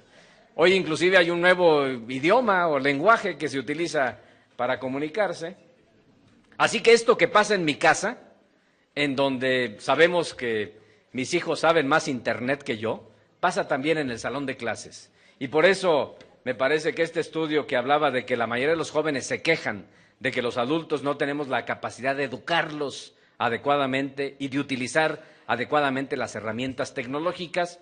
Esto es algo que naturalmente, insisto, tiene implicaciones en la educación superior. Son también, obviamente, estudiantes que están muy ocupados de tantas cosas, tienen el síndrome de estar haciendo muchas cosas al mismo tiempo y también, insisto, con un alto grado de superficialidad. Estas seguramente por ahí lo han visto, es un poquito medio de broma, pero son respuestas reales de estudiantes en exámenes que les han hecho profesores en instituciones de educación superior.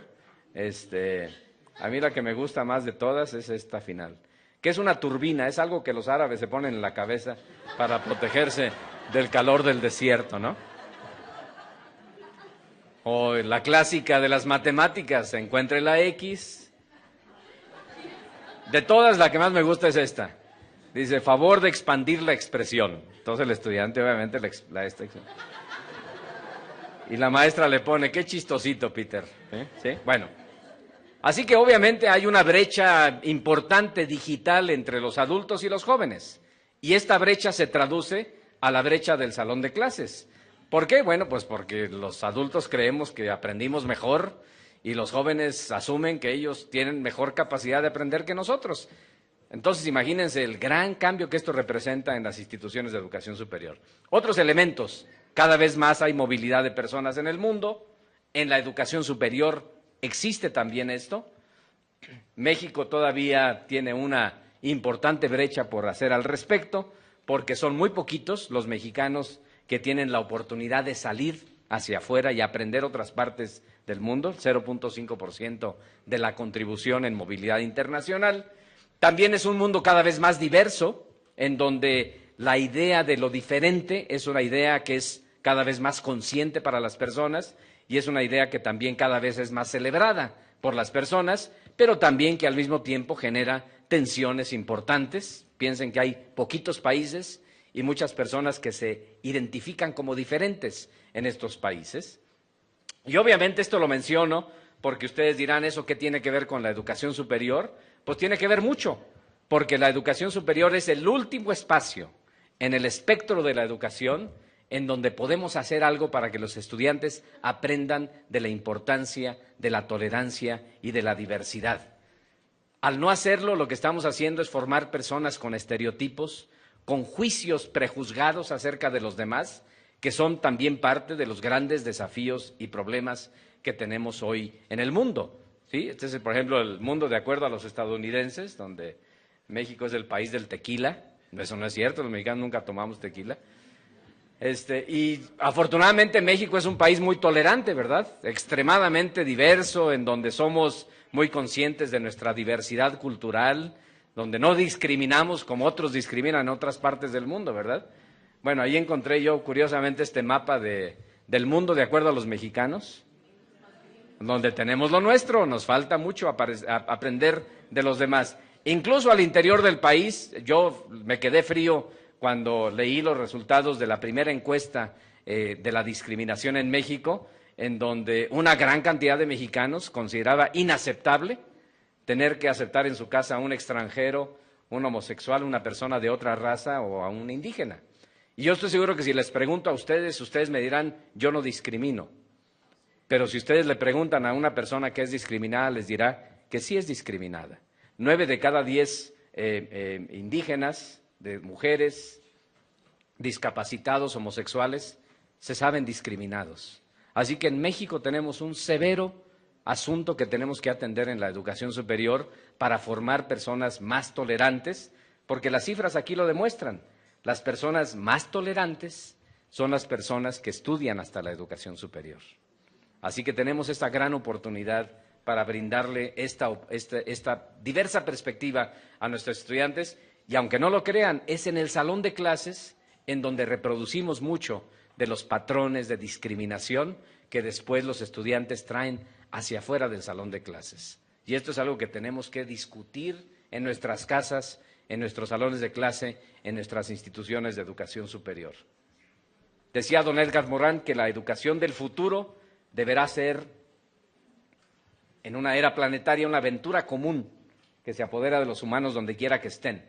Estos deben reconocerse en su humanidad común y al mismo tiempo reconocer la diversidad cultural inherente a todo cuanto es humano. Al final de cuentas, todos somos iguales, diferentes. Entonces, esto naturalmente que nos lleva a pensar que tenemos que formar estudiantes con una perspectiva diferente, más allá de los conocimientos fríos, una sólida formación humanista independientemente de los grados académicos, independientemente de las disciplinas técnicas, más educación general y, por supuesto, un énfasis mayor, además de las aptitudes, también en las actitudes de los estudiantes.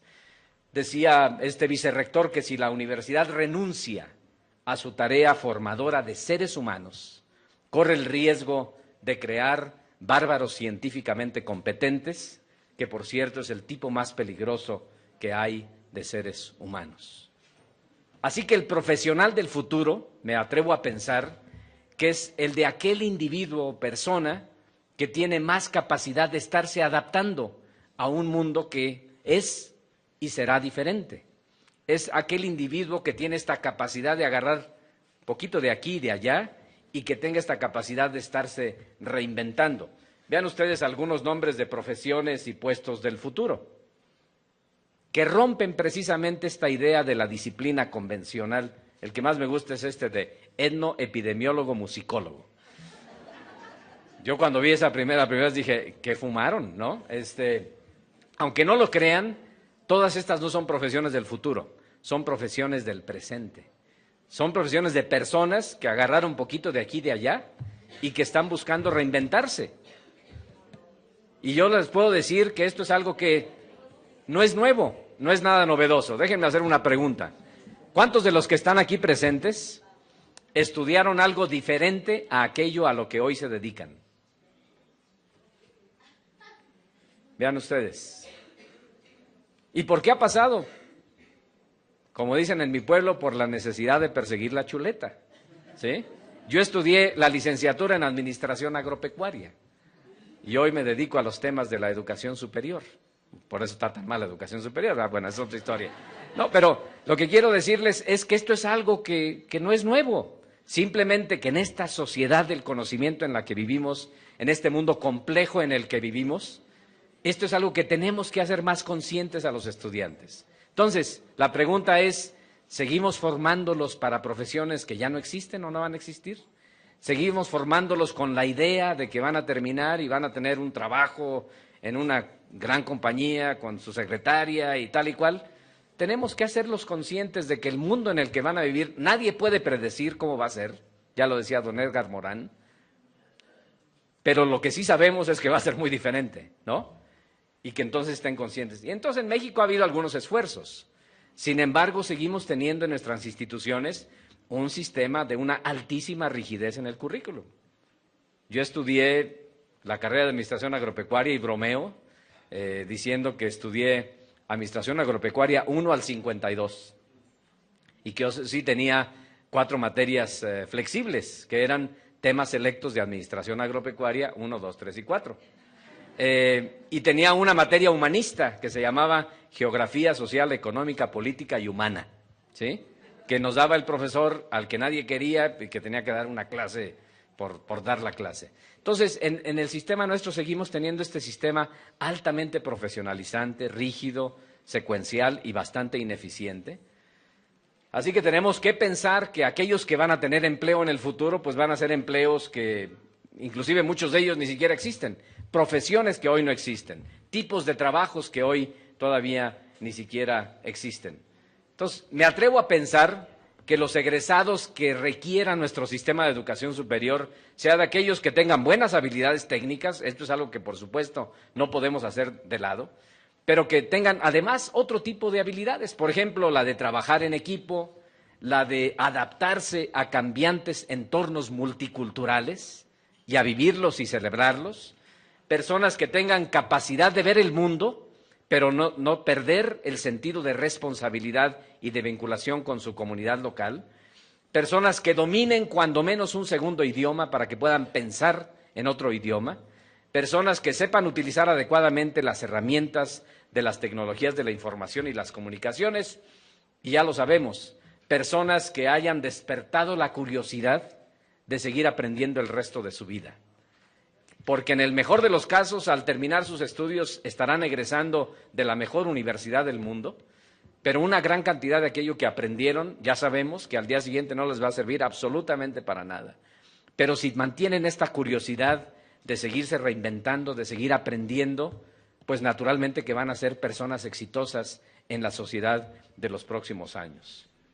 Por supuesto que además estamos pensando en personas que desde el punto de vista de la información y del conocimiento tengan capacidad de discriminar, pensar, innovar y cambiar, y por supuesto también de atreverse a pensar cómo será el futuro y cómo se puede construir este futuro. Y obviamente lo que hacemos en nuestras instituciones suele ser un poquito desconectado de la realidad, tenemos que reconocerlo. Ya me lo termino, tengan paciencia conmigo, quedan aproximadamente unas 40 más, no se crean.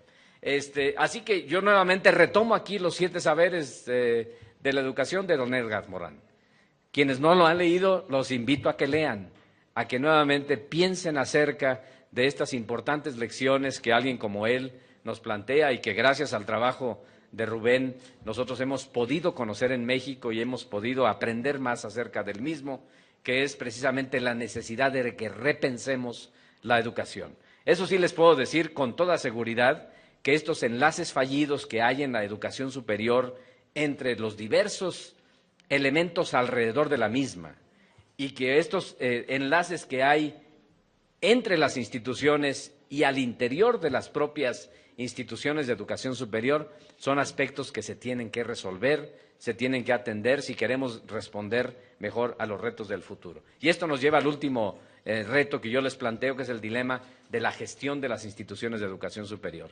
Y obviamente, cuando yo tengo oportunidad de conversar con rectores de las instituciones de educación superior, obviamente que les digo, yo estoy de acuerdo que el trabajo de ustedes no es nada sencillo, porque ustedes están frente a significativos retos, pero obviamente, decía, quienes critican a la educación superior dicen que esta era la universidad italiana de 1350 y que tal parece que las universidades del presente siguen siendo más o menos igualitas, donde por cierto aquí pueden ver una persona que está durmiendo. Aquí afortunadamente nadie se está durmiendo, al menos vi a 2 o 3 personas que estaban asintiendo con la cabeza, no sé si porque estaban de acuerdo con lo que yo decía o porque estaban meditando acerca de lo que yo decía. Las universidades del presente tal parece que hemos cambiado la vestimenta, los aditamentos tecnológicos, pero seguimos con esta idea de que el que sabe soy yo y los que no saben son ustedes, y de que yo tengo el conocimiento y ustedes lo único que tienen que hacer es la capacidad de regurgitarlo. Así que tratemos de vernos como somos, aunque no nos guste. Insisto que esto no es sencillo, yo siempre bromeo diciendo que el trabajo del rector de una universidad es parecido al director de un cementerio. Tienes mucha gente debajo de ti, pero nadie te hace caso. Eso es lo bonito de las instituciones de educación superior, que no dejan de ser anarquías organizadas. Entonces, son comunidades de personas que piensan, cuestionan, etcétera. Convirtamos esto en algo virtuoso. Esta capacidad de innovación está en las instituciones de educación superior, pero tenemos que canalizarla de manera adecuada. Termino casi con esto diciendo que obviamente en la educación superior somos muy buenos en el arte de la ambigüedad, que es decir, sí, cierto, algo hay que cambiar, pero que el día de mañana volvemos a nuestra aula y a nuestro cubículo y seguimos haciendo lo mismo. Obviamente que no podemos darnos este lujo. También somos buenos en la educación superior para el síndrome de la gallina, ¿no? Si yo hablo con los educadores en educación superior, indudablemente la gran mayoría me van a decir que los estudiantes cada vez llegan más mal preparados y que esto es culpa de las preparatorias.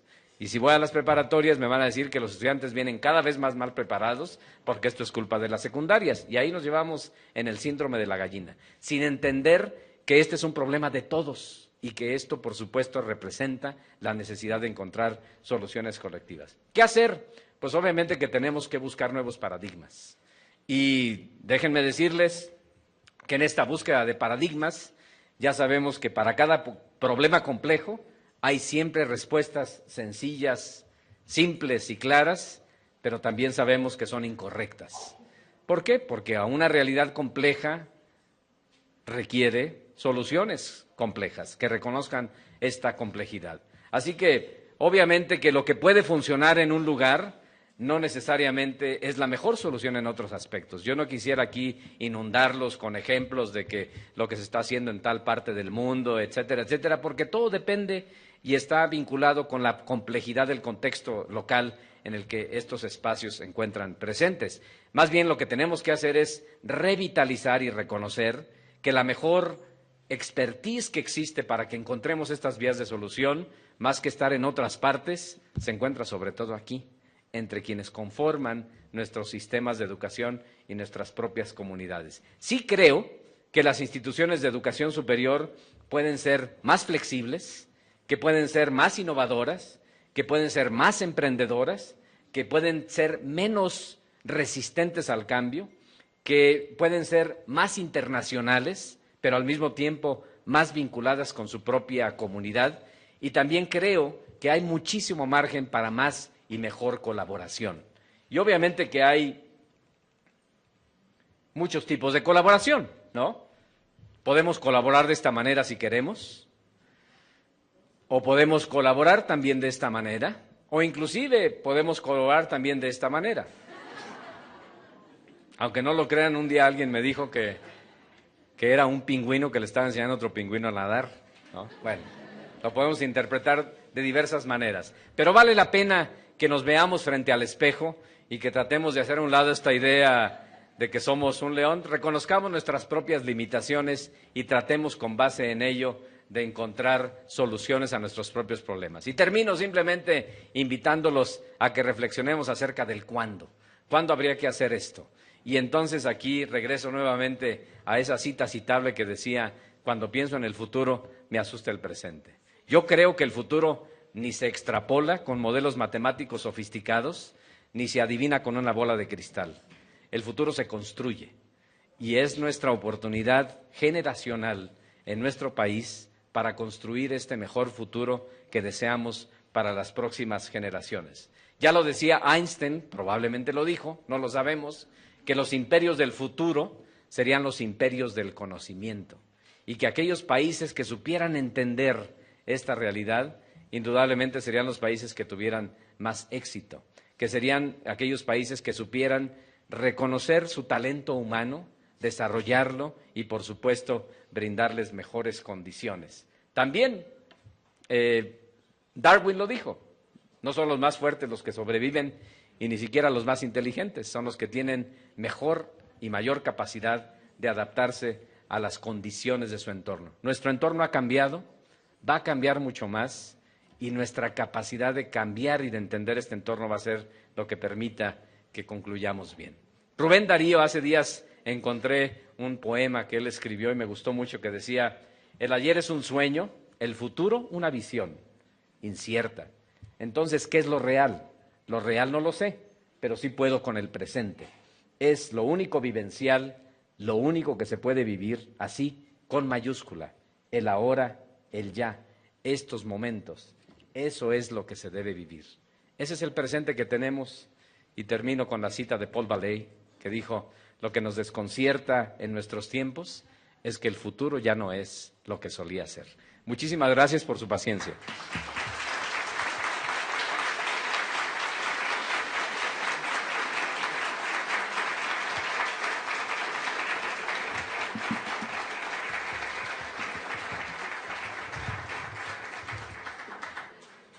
Le agradecemos mucho, doctor, por su ponencia. Le vamos a hacer entrega de la constancia. Qué gusto. Qué gusto. Un gusto de ver. Todo en honor al legado.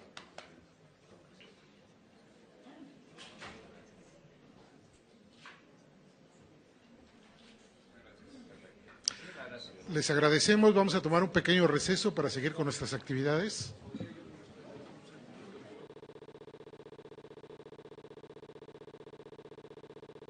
Entre nosotros, y justo entre nosotros están las oportunidades y las limitaciones para que podamos hacer definiciones acerca del mismo.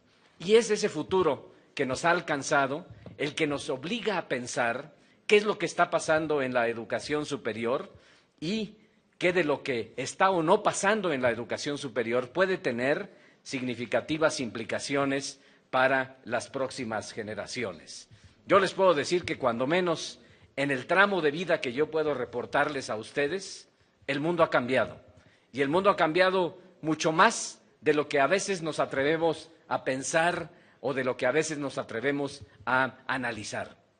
Hace días tuve la oportunidad de estar en la casa de mis padres, en Ojuelos, Jalisco, donde yo tuve el gusto de nacer, y ahí encontré que ellos todavía tienen el mapa mundi en el que yo aprendí acerca de la geografía del planeta.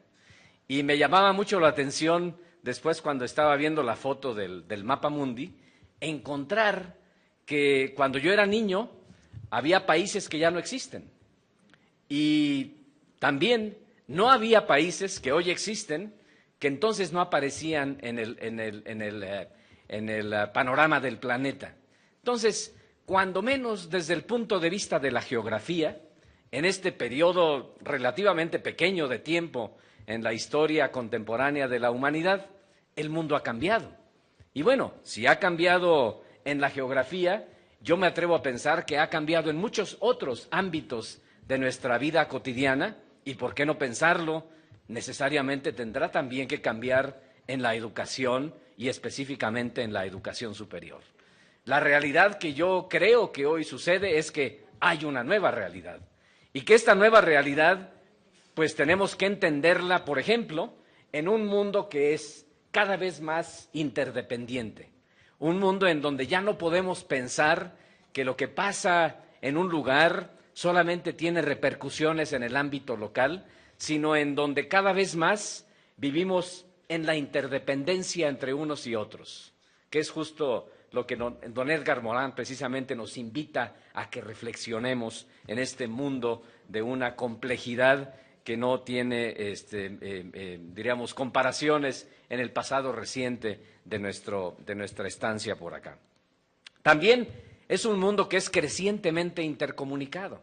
Cuando yo era niño, me enteraba de lo que pasaba en el mundo gracias a que mi padre tenía un radio que todos los días encendía a las 7 de la noche, no había energía eléctrica en Ojuelos, entonces era con unas baterías, para que se den una idea, esta era una batería equivalente a 3 pilas de, ¿cómo se llama?, de estas de 9 voltios que hoy existen, y él todos los días en la noche prendía el noticiero Carta Blanca, yo recuerdo, y allí es donde yo me enteraba de lo que pasaba en el mundo. Esa era mi ventana para tratar de entender que había algo más allá de las fronteras locales de mi comunidad. Y hoy en día, todos lo sabemos, vivimos en el mundo de la instantaneidad. Hoy lo que estoy conversando el día de hoy con ustedes, pues se está transmitiendo, entiendo, a través del Internet, y habrá personas en otras latitudes del mundo que seguramente estarán precisamente escuchando lo que yo estoy mencionando. Y esto es algo que, digamos, no nos atrevemos a pensar mucho sobre ello. Una gran cantidad de ustedes son padres de familia y lo saben bien por sus hijos. Saben ustedes que el mundo de la instantaneidad en la que ellos viven es completamente diferente al de la generación que les precedió, ¿sí? Hace días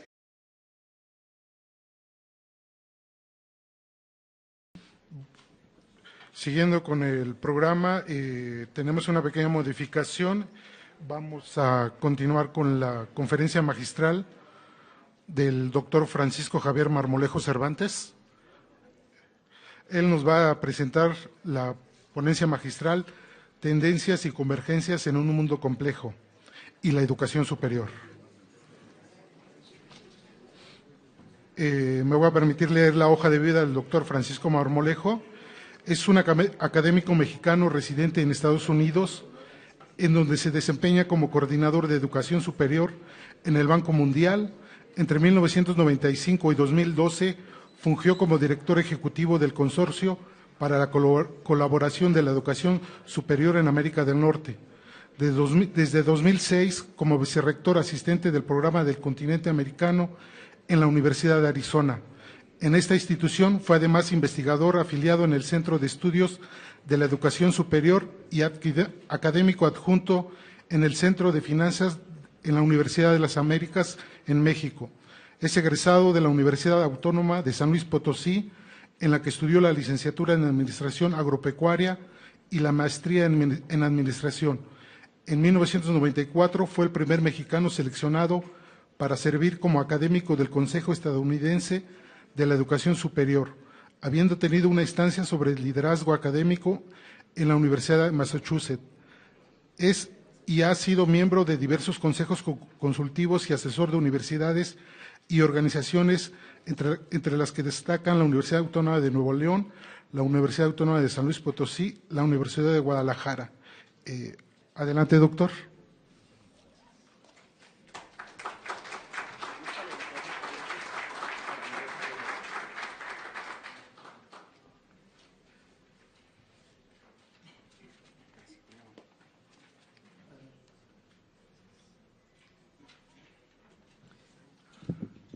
Muy buenos días tengan todos ustedes.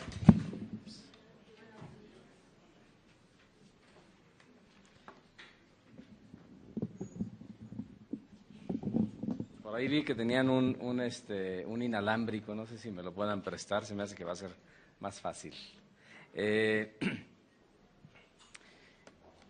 Agradezco muchísimo la gentil invitación que hace algunos meses me hizo alguien que no se encuentra físicamente presente entre nosotros, pero que sabemos que en espíritu está entre nosotros, que es nuestro entrañable amigo Rubén Reinaga. Recuerdo cuando él me mandó un correo electrónico y después conversamos acerca de los planes que tenía para organizar esta conferencia, el entusiasmo que tenía de generar un espacio en donde pudiésemos acercarnos quienes compartimos la aspiración y el sueño por una mejor educación para las próximas generaciones y que este evento pudiese llevarse a cabo aquí en la Ciudad de México. Y yo recuerdo que cuando conversábamos él y yo acerca de los planes de esta conferencia, Rubén con un gran entusiasmo también hablaba de la posibilidad de que en esta ocasión pudiésemos no nada más reflexionar, sino también construir juntos un mejor futuro. Y bueno, las circunstancias de la vida han hecho que él… Voy a estar en el 2025, pues la verdad es que no lo podemos saber, ¿no? Pero bueno, hace días, hablando de la tecnología, encontré una aplicación en el Internet que permite extrapolar a un individuo a los próximos años. Y esta aplicación no solamente me regaló, ¿cómo se llama?, 9 años de más, sino me regaló hasta el año 2040. Entonces, esta es mi fotografía para el año 2040. Y bueno, yo les cuento que un día estaba conversando con mi esposa y entonces de repente se queda callada, Olivia se queda callada y se me queda viendo con esa mirada que suelen tener las esposas, de verlo a uno detrás digamos, del aspecto físico, y se me queda viendo y me dice: oye, Francisco, ¿te acuerdas de esa fotografía tuya del 2040? Y le digo: sí, por supuesto. Dice: pues ya más vale que la actualices porque ya te pareces cada vez más al Francisco del 2040. Pero bueno, a ella no le gusta que platique de esto, pero así fue como me lo dijo. Así que, si queremos pensar acerca de ese futuro, pues obviamente que nuevamente volvamos a las lecciones de don Nerhard Morán. Tenemos que atrevernos a pensar diferente, a cambiar la manera de ver el mundo. Por ejemplo, ¿quién nos dijo que el norte está en el norte y el sur está en el sur? ¿Quién nos dijo que el norte está arriba y el sur está abajo? Bueno, todo depende desde dónde estemos viendo el planeta. ¿Están de acuerdo conmigo? ¿Sí? Vean ustedes, por ejemplo, esos mapas del mundo que son diferentes a este esquema mental tradicional que solemos tener acerca de cómo es el mundo. ¿Sí? Así que bueno, yo por ejemplo pienso que el centro del planeta, por ejemplo, es mi pueblo. Para los que no conozcan Ojuelos, ahí está Ojuelos, la capital del mundo, ¿no? Pero bueno, hoy vamos a trasladar la capital del mundo a la Ciudad de México, a Las Cruces, aquí en Tlalpan. ¿Estamos en Tlalpan? ¿Sí? Muy bien. Así que bueno, pues ahí está la Ciudad de México, ¿no? No se nos olvide que al final de cuentas el ser humano no es más que un microbio en un grano de polvo del universo. Ya lo decía don Edgar Morán, uno de los grandes problemas que enfrentamos en la actualidad es cómo ajustar nuestra manera de pensar para enfrentar los retos de un mundo que es crecientemente complejo, que está sujeto a un rápido cambio y que también, además, es impredecible. Debemos repensar nuestra manera de reorganizar el conocimiento. Debemos repensar la manera como operamos en la educación. Debemos repensar la manera como operamos en la educación superior. Y esta es, yo creo, es una de las grandes, digamos, reflexiones que para mí, cuando yo despierto por la mañana, siempre trato de estar pensando, ¿cómo reinventamos estas cosas que son tan diferentes? ¿Y quién nos dijo que la universidad no debe y no puede cambiar? Digamos, ¿quién nos dijo que este concepto de una universidad flexible no pueda ser una realidad? A veces tratamos precisamente de hacer lo contrario, forzamos la realidad a la manera como operan nuestras instituciones en lugar de que esto fuese al revés. Así que para innovar necesitamos pensar y actuar más allá de lo convencional. Y hablando de los temas de educación superior, la paradoja es que, por una parte, las universidades y la educación superior, en teoría cuando menos, es el mejor laboratorio para el cambio social, pero paradójicamente, las instituciones de educación superior tienen la tendencia a inhibir esta capacidad de innovación, en aras de muchos aspectos, de la tradición, de la pureza del conocimiento, del así se ha hecho siempre, ¿por qué tenemos? Se nos adelante, insisto, estoy convencido de que él está hoy presente entre nosotros, que está sonriendo de ver cómo nos hemos acercado para que este sueño compartido se convierta en una realidad. Así que para mí es un gran honor, es un momento muy especial por haber tenido el privilegio de haber conocido y convivido con Rubén en muchas ocasiones estas aspiraciones compartidas. Recuerdo la ocasión en la que tuve oportunidad de conocer a su esposa, doña María Antonieta, con Rubén, y en donde estuvimos también platicando muchas cosas interesantes. Yo tuve el gusto de recibirlo por primera vez en Tucson, Arizona, en la Universidad de Arizona, en donde yo trabajaba en aquellos momentos, y recuerdo cuando llegó a mi oficina este personaje que me empezaba a hablar de cosas que me llamaba la atención, que decía, a ver, ¿cómo está esto? Es un empresario que está interesado en la educación, ¿cómo está este asunto? Al principio no entendía muy bien y poco a poco empezamos a encontrar tantos puntos de interés común y tantas cosas interesantes, y bueno, esto construyó una amistad entrañable que, aunque se ha truncado por su ausencia física, estoy seguro que permanece entre nosotros. Así que para mí en lo personal, estar en esta mañana aquí, pues es precisamente un reconocimiento personal y humilde de mi parte a ese gran legado que Rubén nos dejó y que espero que todos sigamos construyendo. Cuando Rubén me invitaba a conversar en esta ocasión con ustedes, él me pedía que yo compartiera algunas reflexiones de lo que yo observo por mi trabajo, de lo que está pasando en la educación superior en el mundo. Yo tengo escasamente 4 años de trabajar en un organismo internacional, la agencia de desarrollo más grande del mundo, que es el Banco Mundial. Pero he dedicado toda mi vida profesional, precisamente a observar la educación superior. De hecho, cuando me preguntan cuál es mi oficio, tengo dificultad para decir a qué me dedico.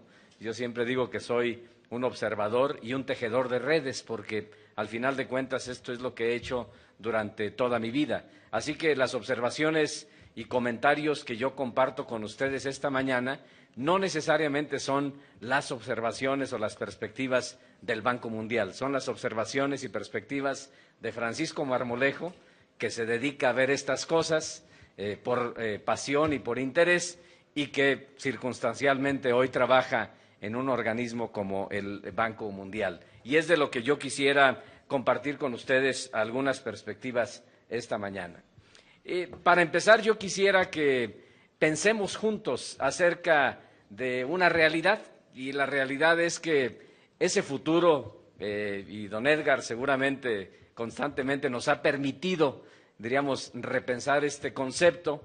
El futuro no es algo que va a pasar, el futuro es algo que ya nos alcanzó, es algo que ya está presente entre nosotros en esta sociedad en donde la compresión del tiempo es una realidad de nuestros tiempos, de nuestra época. Pues el futuro es algo que ya no habrá que sentarse a esperar que suceda. El futuro es algo que ya está. Tuve la oportunidad de conversar con un grupo de estudiantes de preparatoria en una de mis visitas a los países en donde tengo que trabajar, y yo hacía una pregunta a ellos. Yo les preguntaba, ¿cuántos de ustedes se enteran de lo que pasa en el mundo por leer el periódico? Eran aproximadamente unos 500 estudiantes. ¿Cuántos se imaginan ustedes que se enteran de lo que pasa en el mundo por leer el periódico? Solamente 3 o 4 levantaron la mano.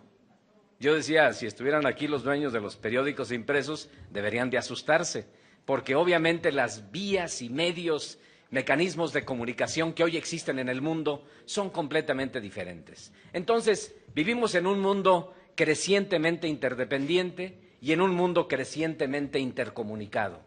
Y no nos queda otra más que tratar de entender que tendremos que ver el mundo con nuevos lentes, con una nueva perspectiva.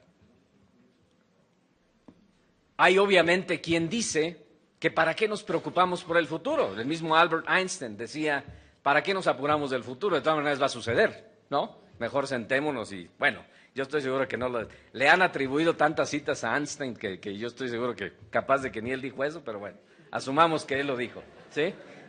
Déjenme decirles que yo recuerdo muy bien, hablando de los temas de futuro, yo cuando era adolescente recuerdo haber leído una revista de un gran rigor científico que se llamaba Selecciones, ¿sí? Y ahí en Selecciones recuerdo haber encontrado una vez una cita citable, y la cita citable se me quedó grabada. Decía, cuando pienso en el futuro, me asusta el presente. Y deben decirles que cuando yo pienso en el futuro el día de hoy, me asusta el presente, porque estamos tan inmersos en la inercia de lo cotidiano, de que las cosas tendrán o no que cambiar, que no nos sentamos a reflexionar, como hoy lo estamos haciendo aquí en esta mañana, gracias a Rubén, que no nos sentamos a reflexionar qué de las implicaciones de lo que hoy deje de hacer o haga tendrán el impacto en ese futuro que yo quiero construir para los próximos años. Y yo los invito a que pensemos acerca de las implicaciones de eso en el trabajo educativo que cada uno de nosotros hacemos, en nuestros hogares y, por supuesto, también en nuestros espacios de trabajo. Debemos asustarnos por el presente. ¿Por qué? Porque de lo contrario el futuro va a ser de miedo. Y yo creo que es algo que tenemos que reflexionar de manera conjunta. Así que para pensar en el futuro, pues obviamente a veces tenemos que tratar de jugar un poquito con la imaginación y naturalmente tenemos que también pensar en el pasado. ¿Por qué? Porque lo que hicimos o dejamos de hacer en el pasado es lo que explica dónde estamos el día de hoy, e indudablemente tendrá factores importantes de decisión acerca de dónde estaremos en los próximos años.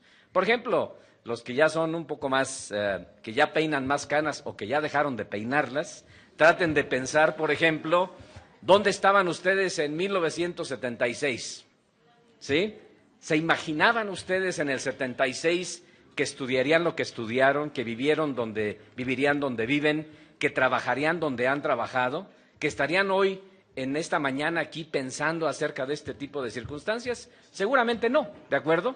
¿Sí? Y la vida los va llevando a uno por estos caminos extraños y recónditos que uno jamás se imagina cuáles van a ser estas implicaciones. Yo, por ejemplo, en el 76 ahí estoy, con pelo y con unos pocos kilos de menos, ¿no? Y bueno, esta es una fotografía no tan reciente, pero digamos que es la fotografía mía del día de hoy. Y obviamente pensar dónde voy a estar y cómo